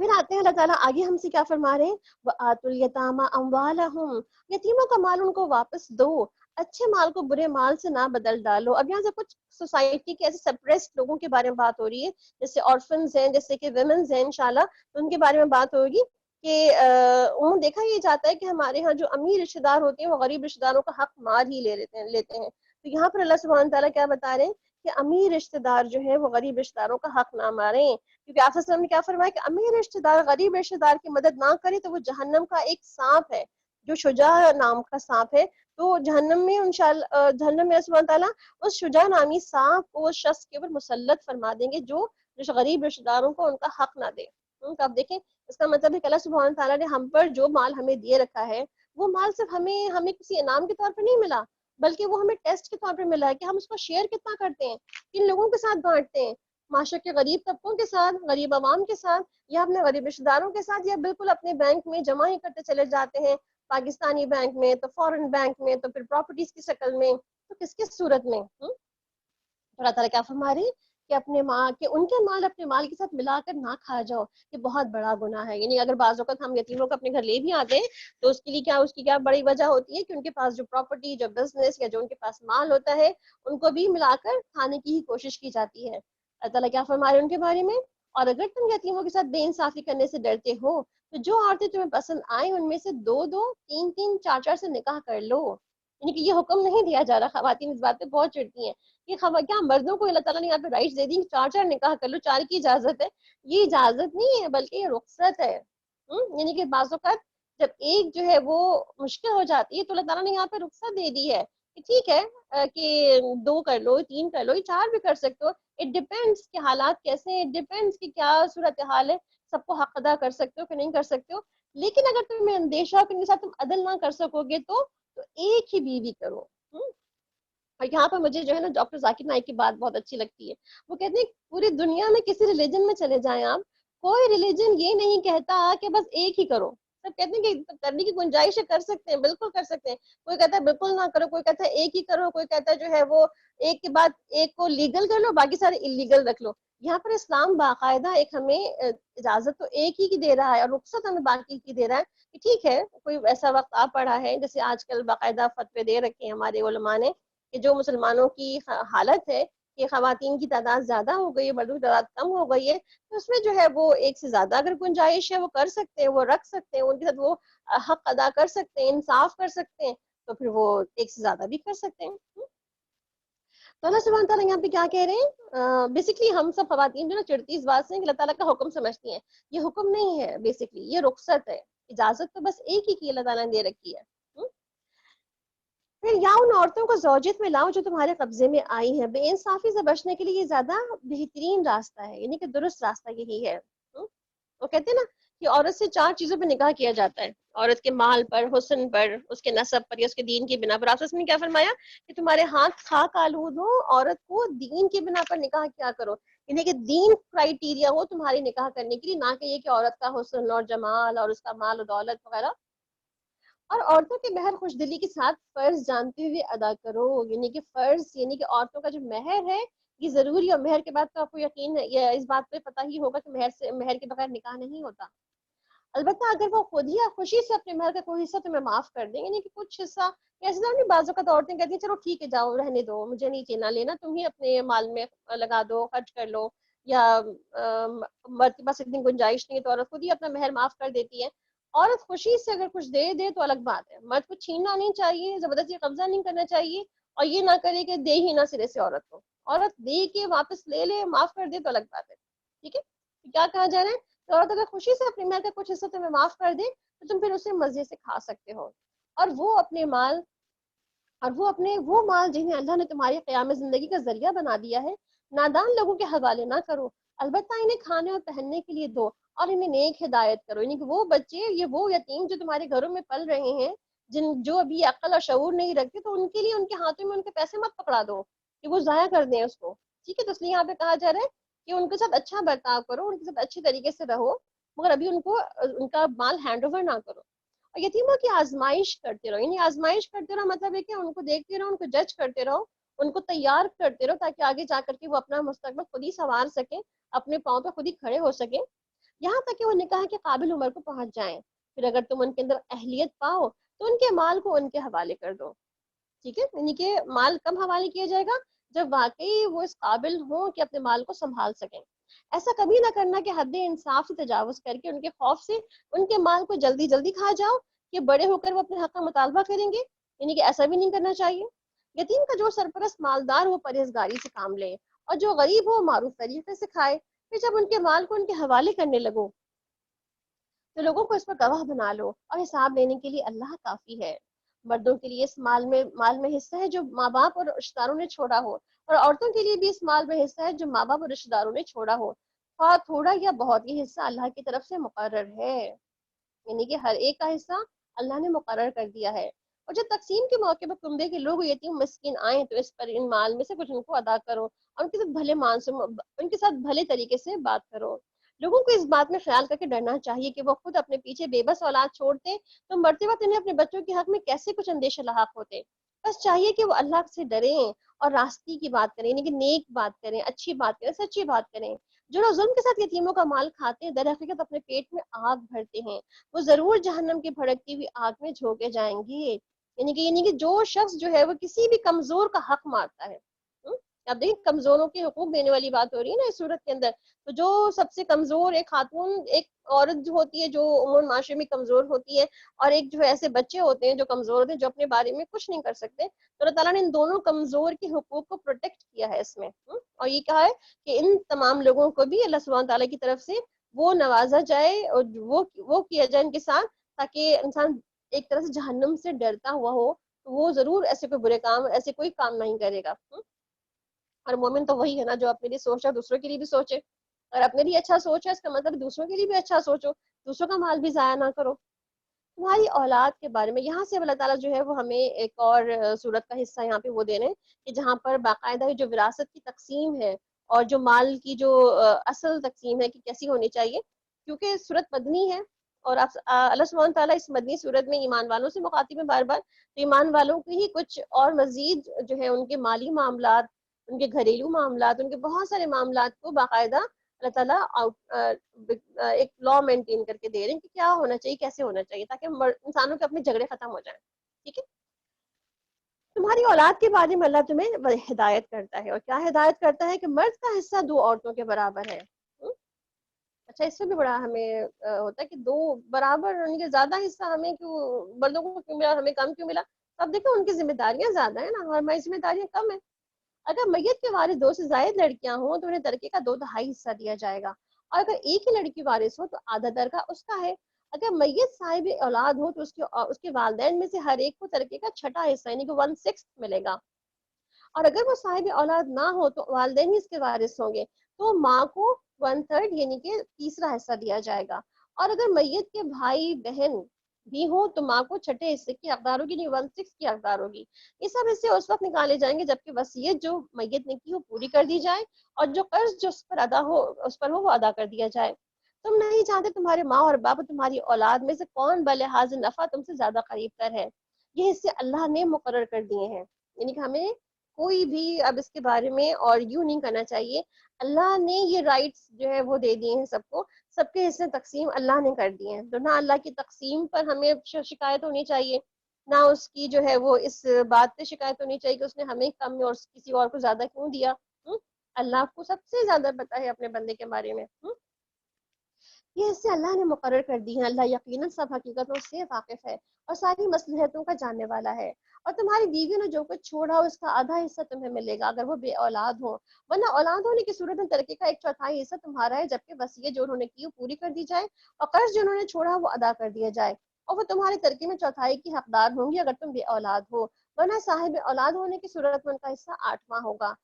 بعد اس کے کہ جو وصیت تم نے کی وہ پوری کر دی جائے اور جو قرض تم نے چھوڑا ہو وہ ادا کر دیا جائے۔ اور اگر وہ مرد یا عورت جس کی میراث تقسیم طلب ہے بے اولاد بھی ہو تو اس کے ماں باپ بھی زندہ ہوں مگر ان کا ایک بھائی یا ایک بہن موجود ہو تو بھائی اور بہن کو چھٹا حصہ ملے گا، اور بھائی اور بہن ایک سے زیادہ ہو تو کل ترکے کی 1/3 میں وہ سب شریک ہوں گے، جبکہ وصیت جو کی گئی وہ پوری کر دی جائے اور قرض جو میت نے چھوڑا ہو وہ ادا کر دیا جائے، بشرطے کہ وہ ضرر رساں نہ ہو۔ یہ حکم ہے اللہ کی طرف سے، اللہ دانا اور بینا ہے۔ حصوں کی تقسیم بالکل اونچ نیچ کیوں ہے اس میں؟ ذمہ داریوں کی تقسیم کی وجہ سے ہے، جس کی جتنی ذمہ داری اس کا اتنا ہی حصہ ہے، یہ حکم اللہ کی طرف سے ہے، اللہ دانا اور بینا ہے۔ اس لیے کہ مرنے والا کیا کر سکتا ہے، یہاں سے کیا پتہ چلتا ہے ہمیں؟ مرنے والا اپنے مال کی باقاعدہ وصیت تو لکھ کے نہیں جائے گا کہ میرے بچوں کو اتنا اتنا ملنا چاہیے، کیونکہ وہ تو آلریڈی ڈیسائیڈڈ ہے، اللہ تعالیٰ نے شریعت نے ایک دفعہ ڈیسائیڈ کر دیا کس کا کیا حصہ ہوگا، ٹھیک ہے۔ ہاں مگر وہ اپنے 1/3 مال کی وصیت کر سکتا ہے، کسی بھی طرح سے، کسی کے لیے بھی، جیسے وہ کسی مدرسے میں دینا چاہتا ہے، کسی مسجد میں کی تعمیر میں لگانا چاہتا ہے، کسی جو ہے پانی کی کنویں کے لیے کھدائی کے لیے لگانا چاہتا ہے، کہیں پر بھی وہ اپنے لیے صدقہ جاریہ بنانا چاہتا ہے تو وہ اپنے مال کی 1/3 کی وصیت کر سکتا ہے۔ تو اللہ دانا اور بینا اور نرم خو ہے، یعنی حلیم ہے، یہ اللہ کے مقرر کردہ حدیں ہیں، جو اللہ اس کے رسول کی اطاعت کرے گا اسے اللہ ایسے باغوں میں داخل کرے گا جن کے نیچے نہریں بہتی ہوں گی اور ان باغوں میں وہ ہمیشہ رہے گا، یہی بڑی کامیابی ہے۔ اور جو اللہ اس کے رسول کی نافرمانی کرے گا اور اس کے مقرر کی ہوئی حدوں سے تجاوز کر جائے گا اسے اللہ آگ میں ڈالے گا جس میں وہ ہمیشہ رہے گا اور ان کے لیے رسوا کن سزا ہے۔ تمہاری عورتوں میں سے جو بدکاری کے مرتکب ہوں ان پر اپنے میں سے 4 آدمیوں کی گواہی لو، اور اگر 4 آدمی گواہی دے دیں تو ان کے گھروں میں بند رکھو یہاں تک کہ انہیں موت آ جائے یا اللہ ان کے لیے کوئی راستہ نکال دے۔ یہ سورہ نور سے کی نازل ہونے سے پہلے کا حکم تھا، سورہ نور کے نازل ہو جانے کے بعد یہ حکم منسوخ ہو چکا ہے اب، ٹھیک ہے۔ تو انشاءاللہ سورہ نور میں دیکھیں گے کہ اس کے بارے میں کیا حکم موجود ہے وہاں پر۔ اور تم میں سے جو اس فعل کا ارتکاب کریں جو ان دونوں کو تکلیف دو، پھر اگر وہ توبہ کریں اپنی اصلاح کر لیں تو انہیں چھوڑ دو، اللہ بہت توبہ قبول فرمانے والا اور رحم کرنے والا ہے۔ یہاں پر ہوموسیکشول کی بھی بات ہو رہی ہے، تو اب دیکھیں ان تمام پہ بہت تفصیلاً بات کرنے کی ضرورت ہے مگر تفصیل کرنے کا ہمارے پاس وقت نہیں ہے ابھی، انشاءاللہ زندگی رہی تو پھر اس پہ تفصیل سے بھی بات کریں گے۔ انما التوبة على الله للذين يعملون السوء بجهالة۔ ہاں یہ جان لو کہ اللہ پر توبہ کی قبولیت کا حق انہی لوگوں کے لیے ہے جو نادانی کی وجہ سے کوئی برا فعل کر گزرتے ہیں اور اس کے بعد جلد ہی توبہ کر لیتے ہیں۔ یعنی کہ اللہ تعالیٰ کیا فرما رہے ہیں کہ بری عادت بھی کیا ہوتی ہے، بالکل نشے کی طرح ہوتی ہے، جب لگ جاتی ہے تو پھر وہ ایڈکشن کی طرف چلی جاتی ہے۔ تو اللہ تعالیٰ کیا فرما رہے ہیں یہاں پہ کہ التائب من ذنبی لا ذنب لہ، جیسے کہ جو گناہ سے تائب ہو جاتا ہے اس کا کوئی گناہ ہے ہی نہیں، پھر وہ گناہ گار ہی نہیں ہے سرے سے، ٹھیک ہے۔ تو یہاں پر گناہ سے توبہ کی بات کی جا رہی ہے، اور آپ دیکھیں آج بھی ہم دیکھیں نا، آج ہمارے ہاں جو ماحول چل رہا ہے اس کے بارے میں کیا کہا جا رہا ہے بار بار کہ استغفار کریں، توبہ کریں، تو بخشش اور استغفار کی دعائیں مانگتے رہیں، پڑھیں اللہ تعالیٰ سے۔ پھر بعض اوقات آپ نے یہ بھی سنا ہوگا لوگوں نے کہا کہ صلاۃ التوبہ پڑھی جائے، تو صلاۃ التوبہ بیسیکلی کیا ہے؟ 2 رکعت نفل اللہ تعالیٰ سے پڑھنے کے بعد اپنی خوب ساری دعائیں، استغفارات اور توبہ کی تسبیحات کریں، اللہ تعالیٰ سے دعا مانگیں، اس سے استغفار کریں، اس سے توبہ مانگیں، اللہ تعالیٰ جو غلطیاں ہو گئی معاف کر دیں، آئندہ نہیں کریں گے کرنے کا وعدہ کریں، تو توبہ کی شرائط بھی پوری کریں، پھر اپنی گناہوں پہ ندامت بھی ہو، آئندہ نہ کرنے کا وعدہ بھی ہو، اور زندگی میں اس بھی اصلاح کی کوشش بھی ہو، تو اللہ سبحانہ تعالیٰ ہماری توبہ یقیناً قبول کرے گا، کیونکہ توبہ اصل میں توبۃ النصوح ہوتی ہے، سچی توبہ ہوتی ہے، مطلب توبۃ الکذابین توبہ نہیں ہوتی کہ بار بار توبہ کریں پھر بار بار وہی کریں۔ یہاں پر اللہ تعالیٰ کیا فرما رہے ہیں کہ جو ایسا کر لیتے ہیں نادانی کی بنا پر تو پھر دوبارہ سے واپس توبہ کر لیں تو اللہ تعالیٰ ان کی توبہ قبول کر لیتے ہیں، اور ایسے لوگوں پر اللہ اپنی نظر عنایت سے پھر متوجہ ہو جاتا ہے۔ اللہ ساری باتوں پہ کی خبر رکھنے والا ہے اور حکیم اور دانا ہے، مگر توبہ ان لوگوں کے لیے نہیں جو برے کام کیے چلے جاتے ہیں، یہاں تک کہ جب ان میں سے کسی کی موت کا وقت آ جاتا ہے تو وہ کیا کہتا ہے کہ اب میں نے توبہ کر لی، یعنی کہ وہ نہیں بار بار کیے چلے جا رہے ہیں۔ توبہ تو نصوح کیا مطلب ہے کہ وہ توبہ جو سچے دل سے کی جاتی ہے، سچی توبہ ہوتی ہے، اور سچی توبہ میں بار بار نہیں کیا جاتا، مگر کبھی کبھی غلطی سے ہو گئی تو پھر توبہ کر لی جائے۔ مگر ایک ہوتی ہے نا کہ توبہ توبہ کیے چلے جا رہے ہیں، اللہ توبہ پھر وہی کام پھر وہی کام، تو اس کو کیا کہتے ہیں توبۃ الکذابین، جھوٹوں کی توبہ کی جاتی ہے یہ، اور توبہ ان کے لیے بھی نہیں ہے جو مرتے دم تک کافر رہیں، ٹھیک ہے، یعنی کہ ان کے لیے بھی نہیں ہے توبہ جو صرف برے برے کام کرتے چلے جاتے ہیں اور پھر جو ہے جب موت کا وقت قریب آتا ہے پھر توبہ توبہ کرتے ہیں، تو آپ کو پتہ ہے نا توبہ کب قبول نہیں ہوتی؟ جب انسان کی موت کا غرغرہ شروع ہے تو اس وقت کسی کی توبہ قبول نہیں ہوتی، اور اگر کوئی شخص مرتے دم تک توبہ نہ کی اور مر گیا تو پھر بھی توبہ قبول نہیں ہوگی، چاہے دنیا والے کتنے اس کے لیے استغفار پڑھتے رہے تبھی بھی توبہ قبول نہیں ہوگی اس کے لیے۔ ایسے لوگوں کی تو ہمیں دردناک سزا تیار کر رکھی ہے۔ اے لوگوں جو ایمان لائے ہو، تمہارے لیے حلال نہیں کہ زبردستی عورتوں کے وارث بن بیٹھو، نہ ہی یہ حلال ہے کہ انہیں تنگ کرنے کے لیے اس کے مہر کا کچھ حصہ اڑا لینے کی کوشش کرو جو تم انہیں دے چکے ہو۔ ہاں اگر وہ کسی کھلی بد چلنی کے مرتکب ہو تو ضرور تمہیں تنگ کرنے کا حق ہے کہ ان کے ساتھ بھلے طریقے سے زندگی کو بسر کرو۔ اگر وہ تمہیں ناپسند ہو تو ہو سکتا ہے کہ ایک چیز تمہیں پسند نہ ہو اور اللہ نے اسی میں بہت بھلائی رکھ دی ہو، یعنی کہ عورتیں اب دیکھیں نا ہماری کیا کہا جا اللہ تعالیٰ ہمارے وعاشرہن بالمعروف، اچھے طریقے سے رہو، اس میں آپ دیکھیں صرف عورتوں میں بیویاں نہیں ہیں بلکہ بیویوں کے ساتھ عورتیں میں آپ کی مائیں ہیں، بیٹیاں ہیں، بہنیں ہیں، پھوپھیاں ہیں، خالائیں ہیں، آپ کے بہت سے جو ہے فیمیل رشتے ہیں آپ کے آس پاس، کیا کہا جا رہا ہے ان سب کے ساتھ بہترین اخلاق رکھو، اور خصوصاً بیوی کے بارے میں کیا کہا جا رہا ہے کہ اللہ تعالیٰ یہاں پہ کیا فرما رہے ہیں کہ کوئی ایک چیز ناپسند ہے اس کی،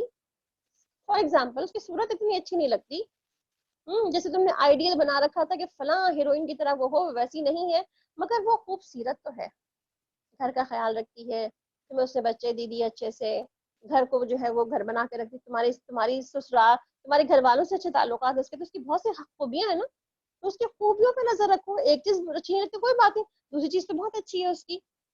یہاں پر اللہ تعالیٰ یہاں پہ بتا کیا رہے ہیں کہ کوئی شخص دنیا میں خوبیوں کا مرکب نہیں ہے کہ وہ شکل بھی اور عقل بھی اور ہر طرح سے خوبصورت ہو، اور کوئی شخص جو ہے وہ خامیوں کا مرکب بھی نہیں ہے، تو کیا کرنا چاہیے جو چیزیں اچھی نہ لگے اس کو چھوڑ دو، کم نظر کر دو، اور جو چیزیں اچھی لگ رہی ہیں اس کو ہائی لائٹ کر لو، اور اگر تم ایک بیوی کی جگہ دوسری بیوی لے آنے کا ارادہ کر ہی لو تو خواہ تم نے انہیں ڈھیر سا مال ہی کیوں نہ دے دیا ہو، اس میں سے کچھ بھی واپس نہ لینا، کیا تم اس کو بہتان لگا کر اور کھلے گناہ کر کے واپس لوگے، یعنی کہ جو کچھ تم اس کو دے چکے ہو پہلے گفٹ وغیرہ، کوئی چاہے وہ ڈائمنڈز بھی تم دے چکے ہو، چاہے تم پراپرٹیز بھی تم دے چکے ہو ایز اے گفٹ کے طور پہ، تم کچھ بھی واپس نہیں لوگے، اور آخر تم اس سے کس طرح لوگے جبکہ تم ایک دوسرے سے لطف اندوز ہو چکے ہو، یعنی کہ تم ایک دوسرے سے اپنا اچھا ٹائم گزار چکے ہو، اچھا وقت گزار چکے ایک دوسرے کے ساتھ، اور وہ تم سے عہد لے چکی تھی، یعنی کہ تم تو خود ہی جو ہے نکال رہے ہو نا اپنی زندگی سے انہیں، وہ تو نکلنے کو تیار نہیں، اور جن عورتوں سے تمہارے باپ نکاح کر چکے ہیں ان سے ہرگز نکاح نہ کرو مگر جو پہلے ہو چکا سو ہو چکا، یعنی کیا ہے کہ جو زمانے جاہلیت میں جو کچھ ہو گئی بات سو ہو گئی، اور در حقیقت یہ بے حیائی کا فعل ہے اور ناپسندیدہ اور بہت برا چلن ہے۔ حرمت امہاتکم و بناتکم و اخواتکم و اخواتکم و عماتکم و خالاتکم،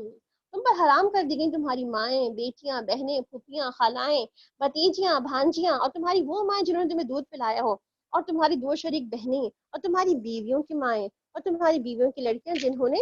تمہاری گودوں میں پرورش پائی ہے، ان بیویوں کی لڑکیاں جن سے تمہارا تعلق زن و شوہر ہو چکا ہو، ورنہ اگر صرف نکاح ہوا ہو تعلق و زن شوہر نہ ہوا ہو تو انہیں چھوڑ کر ان کی لڑکیوں سے نکاح کر لینے میں تم کا کوئی مذائقہ کوئی مواخذہ نہیں، اور تمہارے ان بیٹوں کی بیویاں جو تمہارے سلب سے ہوں، یعنی سگے بیٹے ہوں، اور تم پر بھی تم پر یہ بھی حرام کر دیا گیا کہ ایک نکاح میں 2 بہنوں کو جمع کرو، مگر جو پہلے ہو گیا سو ہو گیا، اللہ بخشنے والا اور رحم کرنے والا ہے۔ یہاں پہ اللہ سبحانہ تعالیٰ ساری حرمات کا ذکر کر رہے ہیں کہ مرد جو ہے وہ کن کن عورتوں سے نکاح نہیں کر سکتا، کن کن عورتوں کو نکاح میں جمع نہیں کر سکتا۔ والمحصنات من النساء إلا ما ملكت أيمانكم کتاب اللہ علیکم، اور وہ عورتیں بھی تم پر حرام ہیں جو کسی دوسرے کے نکاح میں ہوں، محسنات ہوں۔ حسن کہتے ہیں قلعے کو، لیکن جو عورت شادی شدہ ہوتی ہے وہ ایک قلعے میں محفوظ ہو جاتی ہے، اس لیے کیا کہا گیا کہ جو عورت کسی اور مرد کے نکاح میں ہو تو وہ ایک قلعے میں محفوظ ہے، تو وہ عورت بھی تمہارے لیے حلال نہیں، کسی دوسرے کی عورت پر نظر نہیں رکھی جا سکتی، یہ بھی ایک حرام کام ہے، ٹھیک ہے۔ البتہ ایسی عورتیں مستثنا ہیں جو تمہارے ہاتھوں میں، یعنی کہ جنگ کی صورت میں تمہارے ہاتھوں میں آ جائے، یعنی کہ جنگ کی کسی بھی جنگ ہوئی حالات میں، جنگی حالات میں تمہارے ہاتھ میں آ جائے۔ اس میں انشاءاللہ آگے بات کرتے ہیں، تھوڑی سی اور آیتیں دیکھ لیں۔ یہ اللہ کا قانون جس کی پابندی تم پر لازم کر دی گئی ہے، اس کے ماں سوا جتنی بھی عورتیں انہیں تو اپنے اعمال کے ذریعے سے حاصل کرنا تمہارے لیے حلال کر دیا گیا ہے، بشرط یہ کہ وہ حصار نکاح میں ان کو محفوظ کرو، نہ کہ آزاد زنا کرنے لگ جاؤ۔ پھر جو ازدواجی زندگی کا لطف تم ان سے اٹھاؤ، ان کے بدلے میں ان کے مہر بطور فرض کے ادا کرو، البتہ مہر کی قرارداد ہو جانے کے بعد آپس کی رضامندی سے تمہارے درمیان اگر کوئی سمجھوتا نہ ہو جائے تو اس میں کوئی حرج نہیں، اللہ علیم اور دانا ہے۔ جو شخص تم میں سے اتنی قدرت رکھتا نہ ہو کہ خاندانی مسلمان عورتوں سے نکاح کر سکے، اسے چاہیے کہ تمہاری ان غلام عورتوں میں سے کسی سے نکاح کر لے جو تمہارے قبضے میں ہوں اور مومنہ ہوں۔ اللہ تمہاری ایمانوں کا حال خوب جانتا ہے کہ تم سب ایک ہی گروہ کے لوگ ہو۔ یہاں پہ کیا کہا جا رہا ہے کہ جو شخص بھی، یعنی کہ نکاح تو بیسیکلی کیا ہے کہ کہتے ہیں آپ صلی اللہ علیہ وسلم نے فرمایا کہ جب کوئی بندہ نکاح کرتا ہے تو اپنا آدھا دین مکمل کر لیتا ہے، اور پھر کیا کہا گیا کہ بس انسان کو اپنے آدھے دین کی فکر کرنی چاہیے۔ یہاں پر اللہ سبحانہ تعالیٰ کیا فرما رہے ہیں؟ ایک تو یہ فرما رہے ہیں کہ جن لوگوں کے ساتھ تم جو مہر ادا کرنے کے بعد جو ہے وہ عورت تمہاری لیے حلال ہو جاتی ہے تو اس سے نکاح جائز ہے، ورنہ اگر مہر کے بغیر نکاح کیا تو یہ نکاح بھی زنا شمار کیا جاتا ہے، ٹھیک ہے۔ اور یہاں پر دوسری بات یہ کہ صرف نکاح نہ کیا جائے، خالی جو ہے وہ ایک پیپر میرج کر لی جائے اور پیپر لائف گزاری جائے، تو اس کو کیا کہا جا رہا ہے کہ یہ آزاد، یعنی کہ ایک زنا کی ایک شکل ہے کہ جو انسان جو ہے وہ اس طرح کر کے رہ رہا ہے۔ تو یہاں پر اللہ تعالیٰ فرماتے کیا ہے، بیسیکلی آپ وسلم کیا اس میں مزید میں ہدایت دے رہے ہیں، وہ کیا کہ زانی عورت کی دعا قبول نہیں ہوتی، اور آپ وسلم نے فرمایا کہ اے عرب کی ہلاکت، تمہیں جس چیز کے بارے میں سب سے زیادہ مجھے ڈر لگتا ہے وہ یہ ایک زنا اور مخفی شہوت ہے جو تمہارے اندر بہت زیادہ آ جائے گی۔ ایک تو یہاں پر مسئلہ جو ہے یہاں پہ یہ حل ہو گیا۔ دوسرا آپ دیکھیں یہاں پہ غلام عورتوں کی بات ہو رہی ہے، تو غلام عورتیں بھی، اب دیکھیں غلام بھی تو انسان ہی ہوتے ہیں نا، تو غلام کے بارے میں کیا اللہ سبحانہ تعالیٰ نے دیکھیں دنیا میں باقاعدہ اسلام سے آنے سے پہلے باقاعدہ سلیوری کا ایک بہت بڑا قانون موجود تھا۔ تو ہمیں یہ دیکھنا ہے کہ اسلام سلیوری کو بڑھاتا نہیں ہے یا اس کی کوئی تائید نہیں کرتا کہ سلیوز رکھنے چاہیے، بلکہ اسلام سلیوری کو کنڈیم کرتا ہے، اور اسی کنڈیم کرنے کے لیے اسلام نے بہت سارے سٹیپس لیے ہیں کہ کس طرح اسلام سلیوری کو کنڈیم کرے، ختم کرے۔ اور آپ دیکھیں کہ بہت ساری آیتیں قرآن کے اندر موجود ہے اس کے بارے میں کہ قرآن کیسے کیسے جو ہے سلیوری کو کنڈیم کرنے کے لیے باتیں کرتا ہے، اور خاص طور میں اس کے لیے کیا کہہ رہا ہے کہ سلیو سے نکاح کر لیا جائے۔ سب سے پہلی بات تو یہ، اس کو سلیو سے بلکہ آزاد کر کے نکاح کر لیا جائے، تو اس سے کیا ہوگا کہ وہ عورت جو ہے وہ آزاد عورتوں میں شمار ہو جائے گی، سلیوری سے نکل آئے گی۔ پھر آپ دیکھیں بہت سارے گناہوں کے کفارے کی صورت میں بھی کہہ دیا گیا کہ فلاں گناہ کا کفارہ جو ہے یہی ہے کہ تم عورت کو آزاد کروا دو، ایسے غلام عورتوں کو۔ تو بہت سے کفارے میں اللہ سبحانہ تعالیٰ نے جو ہے وہ ایسے غلامی کو، سلیوری کو کنڈیم کر دیا۔ اس طرح بہت سے صدقات کے کاموں میں بھی کہہ دیا کہ سلیوری جو ہے وہ بہت سلیوز کو آزاد کر دو۔ تو اسلام ڈسکس کرتا ہے، آپ دیکھیں ایچ اینڈ ایوری میٹر کو جو بھی دنیا میں موجود ہے، تو اس وقت کا جو موجودہ میٹر تھا وہ یہی تھا کہ اسلام سے قبل سلیوری بہت ہی ہائی فائی طریقے سے موجود تھی، اور آپ دیکھیں اسلام نے تو 1400 ایئرز بیک اس کو سلیوری کو کنڈیم کیا، مگر 1960 تک تو یورپ میں بھی سلیوری عام تھی۔ تو آپ دیکھیں بہرحال ہمیں کیا پتہ چلتا ہے یہاں پہ کہ اسلام سلیو بنانے اور سلیو کو کچھ سلیوری کے بارے میں باتیں نہیں کر رہا، بلکہ سلیوری کو کنڈیم کرتا ہے اسلام۔ اسی صورت میں یہاں پر جو ہے ہمیں کچھ آیات مل رہی ہیں کہ اللہ تعالیٰ کیا فرما رہے ہیں کہ ان سے نکاح بھی کیا جا سکتا ہے،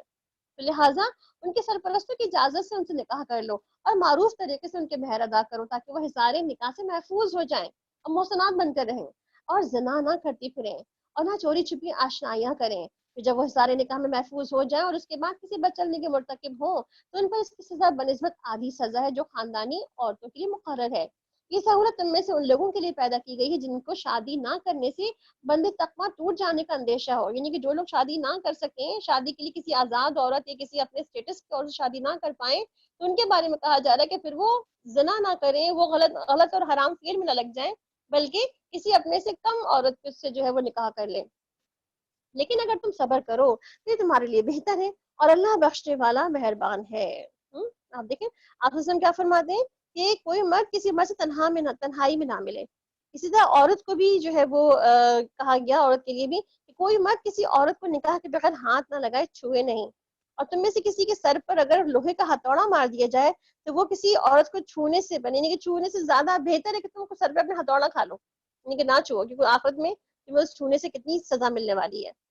اور آپ دیکھیں کسی ہم ایسی کسی بھیڑ میں کسی رش میں جب جاتے ہیں تو کتنی مشکل سے خود کو بچا پاتے ہیں نا لوگوں سے ٹچ ہونے سے. تو خود کو بچانا چاہیے ہمیں. تو یہاں پر رسول کیا فرما رہے ہیں کہ شادی کے بغیر کوئی تعلق رکھنا تو حرام ہے اسلام کی نظر میں، چاہے کسی بھی طرح کی کوئی محبت بھی کیوں نہ ہو. مگر یہاں پہ کیا کہا گیا کہ اگر تمہیں باقاعدہ کوئی ایسی اپنے لیول کی کوئی عورت نہ بھی ملے تو اس سے کم تر عورت سے بھی نکاح کیا جا سکتا ہے. یرید اللہ لیبین لکم، اللہ چاہتا ہے تم پر ان طریقوں کو واضح کر دے اور انہیں طریقوں پہ تمہیں چلائے جن کی پیروی تم سے پہلے گزرے ہوئے صلحاء کرتے تھے. وہ اپنی رحمت کے ساتھ تمہاری طرف متوجہ ہونے کا ارادہ رکھتا ہے، وہ علیم بھی ہے اور دانا بھی. اللہ تو تم پر اپنی رحمت کے ساتھ توجہ کرنا چاہتا ہے، مگر جو لوگ اپنی خواہشات نفس کی پیروی کر رہے ہیں وہ چاہتے ہیں کہ تم راہ راست سے ہٹ کر دور نکل جاؤ. اللہ تم پر سے پابندیوں کو ہلکا کرنا چاہتا ہے کیونکہ انسان کمزور پیدا کیا گیا ہے. وَخُلِقَ الْإِنسَانُ ضَعِيفًا، انسان بہت ویک پیدا. اور دیکھیں سب سے کمزور دنیا میں نا انسان کا بچہ ہی پیدا ہوتا ہے. ساری دنیا میں بہت سارے اپنے بچوں کو دیکھا ہوگا جو دنوں اور مہینوں میں کھڑے ہو جاتے ہیں اور اپنا کھانا پینا خود ہی کھانے لگ جاتے ہیں. ایک انسان کا بچہ یہ جو سال بھر تک بھی کچھ سال 2 سال تک بھی کچھ نہیں کر پاتا اپنے لیے، سب چیزوں کے لیے اپنی ماں کا محتاج ہوتا ہے. اے لوگوں جو ایمان لائے ہو، آپس میں ایک دوسرے کے مال باطل طریقوں سے نہ کھاؤ. لین دین ہونا چاہیے آپس کی رضامندی سے اور اپنے آپ کو قتل نہ کرو. اپنے آپ کو قتل کرنا مطلب خودکشی کے بارے میں کہا جا رہا ہے. تو خودکشی ناپسندیدہ فعل ہے اسلام میں، خودکشی کرنا حرام ہے اسلام کے اندر. اور کیا ہے کہ جو شخص بھی کسی زہر یا آلے سے اپنے آپ کو خودکشی اپنے کو سزا دے گا، خود کو کاٹے گا، چوٹ لگائے گا یا ہلاک کرے گا تو قیامت تک وہ اسی فعل کو مسلسل کرتا چلا جائے گا. یقین مانو اللہ تمہارے اوپر مہربان ہے. وَمَن يَفْعَلْ ذَلِكَ عُدْوَانًا وَظُلْمًا فَسَوْفَ نُصْلِيهِ نَارًا، جو شخص ظلم و زیادتی کے ساتھ ایسا کرے گا اس کو ہم ضرور آگ میں جھونکیں گے، اور یہ اللہ کے لیے کچھ بھی مشکل کام نہیں. اگر تم ان بڑے بڑے گناہوں سے پرہیز کرتے رہو جن سے تمہیں منع کیا جا رہا ہے تو تمہاری چھوٹی موٹی برائیوں کو تو ہم تمہارے حساب سے درگزر کر ہی دیں گے. یہاں پہ کیا کہا جا رہا ہے؟ ان تجتنبوا کبائر، کبائر سے بچنے کے لیے کہا جا رہا ہے. کبیرہ گناہ کیا ہوتے ہیں؟ شرک ہے، والدین کو ستانا، یتیم کا مال کھانا، جھوٹ بولنا، چوری کرنا، زنا کرنا، شراب پینا، سود کھانا، کم سے یا معصوم عورتوں پہ الزام لگانا. اور گناہ صغیرہ کا اصرار بھی کبیرہ ہی گناہ ہوتا ہے. یہاں پہ اللہ تعالیٰ کیا فرما رہے ہیں کہ چھوٹی موٹی برائیوں کو تو ہم خود ہی معاف کر دیتے ہیں تمہاری عمل سے. جیسے کہتے ہیں نا کہ ایک جمعہ اگلے جمعے کو، اگلے جمعے تک ہونے والی بہت ساری گناہوں کو درگزر فرما. ایک وضو اگلے وضو کو، ایک نماز دوسرے نماز کے درمیان کے جتنے حصے ہوتے ہیں اس کو جو ہے وہ معاف کروا دیتا ہے اللہ سبحانہ تعالیٰ. تو گناہ کبیرہ کیا ہے؟ اللہ تعالیٰ کیا فرماتے ہیں، نبی کریم صلی اللہ علیہ وسلم نے کیا فرمایا اس کے بارے میں؟ جب کوئی بندہ خلوص دل سے لا الہ الا اللہ کہے گا اور کبائر سے بچتا رہے گا تو اس کے لیے آسمان کے دروازے کھول دیے جائیں گے اور یہ کلمہ عرش تک جا پہنچے گا. تو کیا مطلب ہے گناہ کبیرہ سے اجتناب کرنے کا؟ اور تم کو عزت کی جگہ داخل کریں گے. اور جو کچھ اللہ نے تم میں سے کسی دوسرے کے مقابلے میں زیادہ دیا ہے اس کی تمنا نہ کرو. جو کچھ مردوں نے کمایا اس کے مطابق ان کا حصہ ہے اور جو کچھ عورتوں نے کمایا اس کے مطابق ان کا حصہ ہے. ہاں اللہ سے اس کا فضل کی دعا مانگتے رہو، یقیناً اللہ ہر چیز کا علم رکھنے والا ہے. وَلِكُلِّ جَعَلْنَا مَوَالِيَ مِمَّا تَرَكَ الْوَالِدَانِ وَالْأَقْرَبُونَ، اور ہم نے ہر اس ترکے کے حقدار مقرر کر دیے ہیں جو والدین اور رشتہ دار چھوڑیں. اب رہے وہ لوگ جن سے تمہارا عہد و پیمان ہو تو ان کا حصہ ادا کر دو، یقیناً اللہ ہر چیز پر نگران ہے. یہاں پر اللہ تعالیٰ کیا فرما رہے ہیں کہ بیسیکلی مال کا حق ادا کرنے کے لیے بات ہو رہی ہے نا. مال کا حق بیسیکلی کیا ہے؟ آپ دیکھیں بیسکلی ہماری جو یہ ویلتھ ہے نا، سرکولیشن آف ویلتھ، یہ بالکل سرکولیشن آف بلڈ کی طرح ہے. جب زندگی میں انسان کی کہیں پہ بلڈ کلوٹ کر جائے تو آپ دیکھیں نا بہت ساری باڈی کے پارٹس ہمارے ختم ہونے لگتے ہیں، خراب ہونے لگتے ہیں، سڑنے اور گلنے لگ جاتے ہیں، بعض اوقات کاٹ دیے جاتے ہیں. ٹھیک ہے، اسی طرح کسی کی سرکولیشن آف ویلتھ ہوتی ہے. جب معاشرے کی سرکولیشن آف ویلتھ کہیں سے رک جائے تو آپ دیکھیں وہ پورشن بھی ناکارہ اور کٹ جانے کے قابل بن جاتا ہے. اور آپ دیکھیں جب ایسے لوگ زیادہ ہو جائیں جہاں پہ سرکولیشن آف ویلتھ نہ پہنچتی ہو تو پھر کیا ہوتا ہے، پھر وہ لوگ جو ہے معاشرے میں وہ کردار ادا کرتے ہیں جو ایک منفی کردار ہے، یعنی کہ سب کے سب جو ہے وہ اپنا حق لینے کے لیے، حق چھیننے کے لیے پھر نکل پڑتے ہیں. اسی طرح سے معاشرے کے اندر ایک بہت ہی بڑا کیوس مچ جاتا ہے. اور آپ دیکھیں سارے مالی معاملات میں عورت کے کردار کو کیا دیکھیں گے ہم، النساء ہے اور سارا اور مالی معاملات بھی دیے جا رہے ہیں. تو اب دیکھیں گھروں کے اندر عورت جو، جس کو ہم نے ابھی کہا کہ وہ نیشن بلڈر ہے، تو نیشن بلڈر جو عورت ہوتی ہے اس کے ہاتھ میں گھر کا مال ہوتا ہے،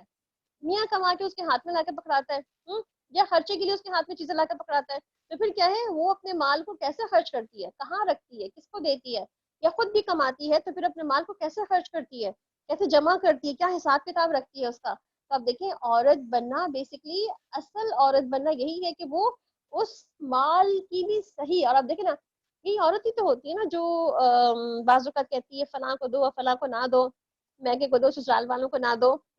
تو اب دیکھیں عورت کا بیسکلی نیشن بلڈر کون ہے، تو سب کو ایک ایکول نظر سے دیکھے، اپنے میکے کو بھی اور سسرال کو بھی، اپنے سے کمتر کو بھی اور اپنے سے اوپر کو بھی، اپنے بچوں کو بھی اور دوسروں کے بچوں کو بھی. تو اس لیے یہاں پہ کیا کہا گیا کہ مال کے معاملات میں خواتین کا ایک بہت بڑا کردار ہے، اور مالی معاملات میں خواتین کو جو ہے وہ بہتر اپنا کام کا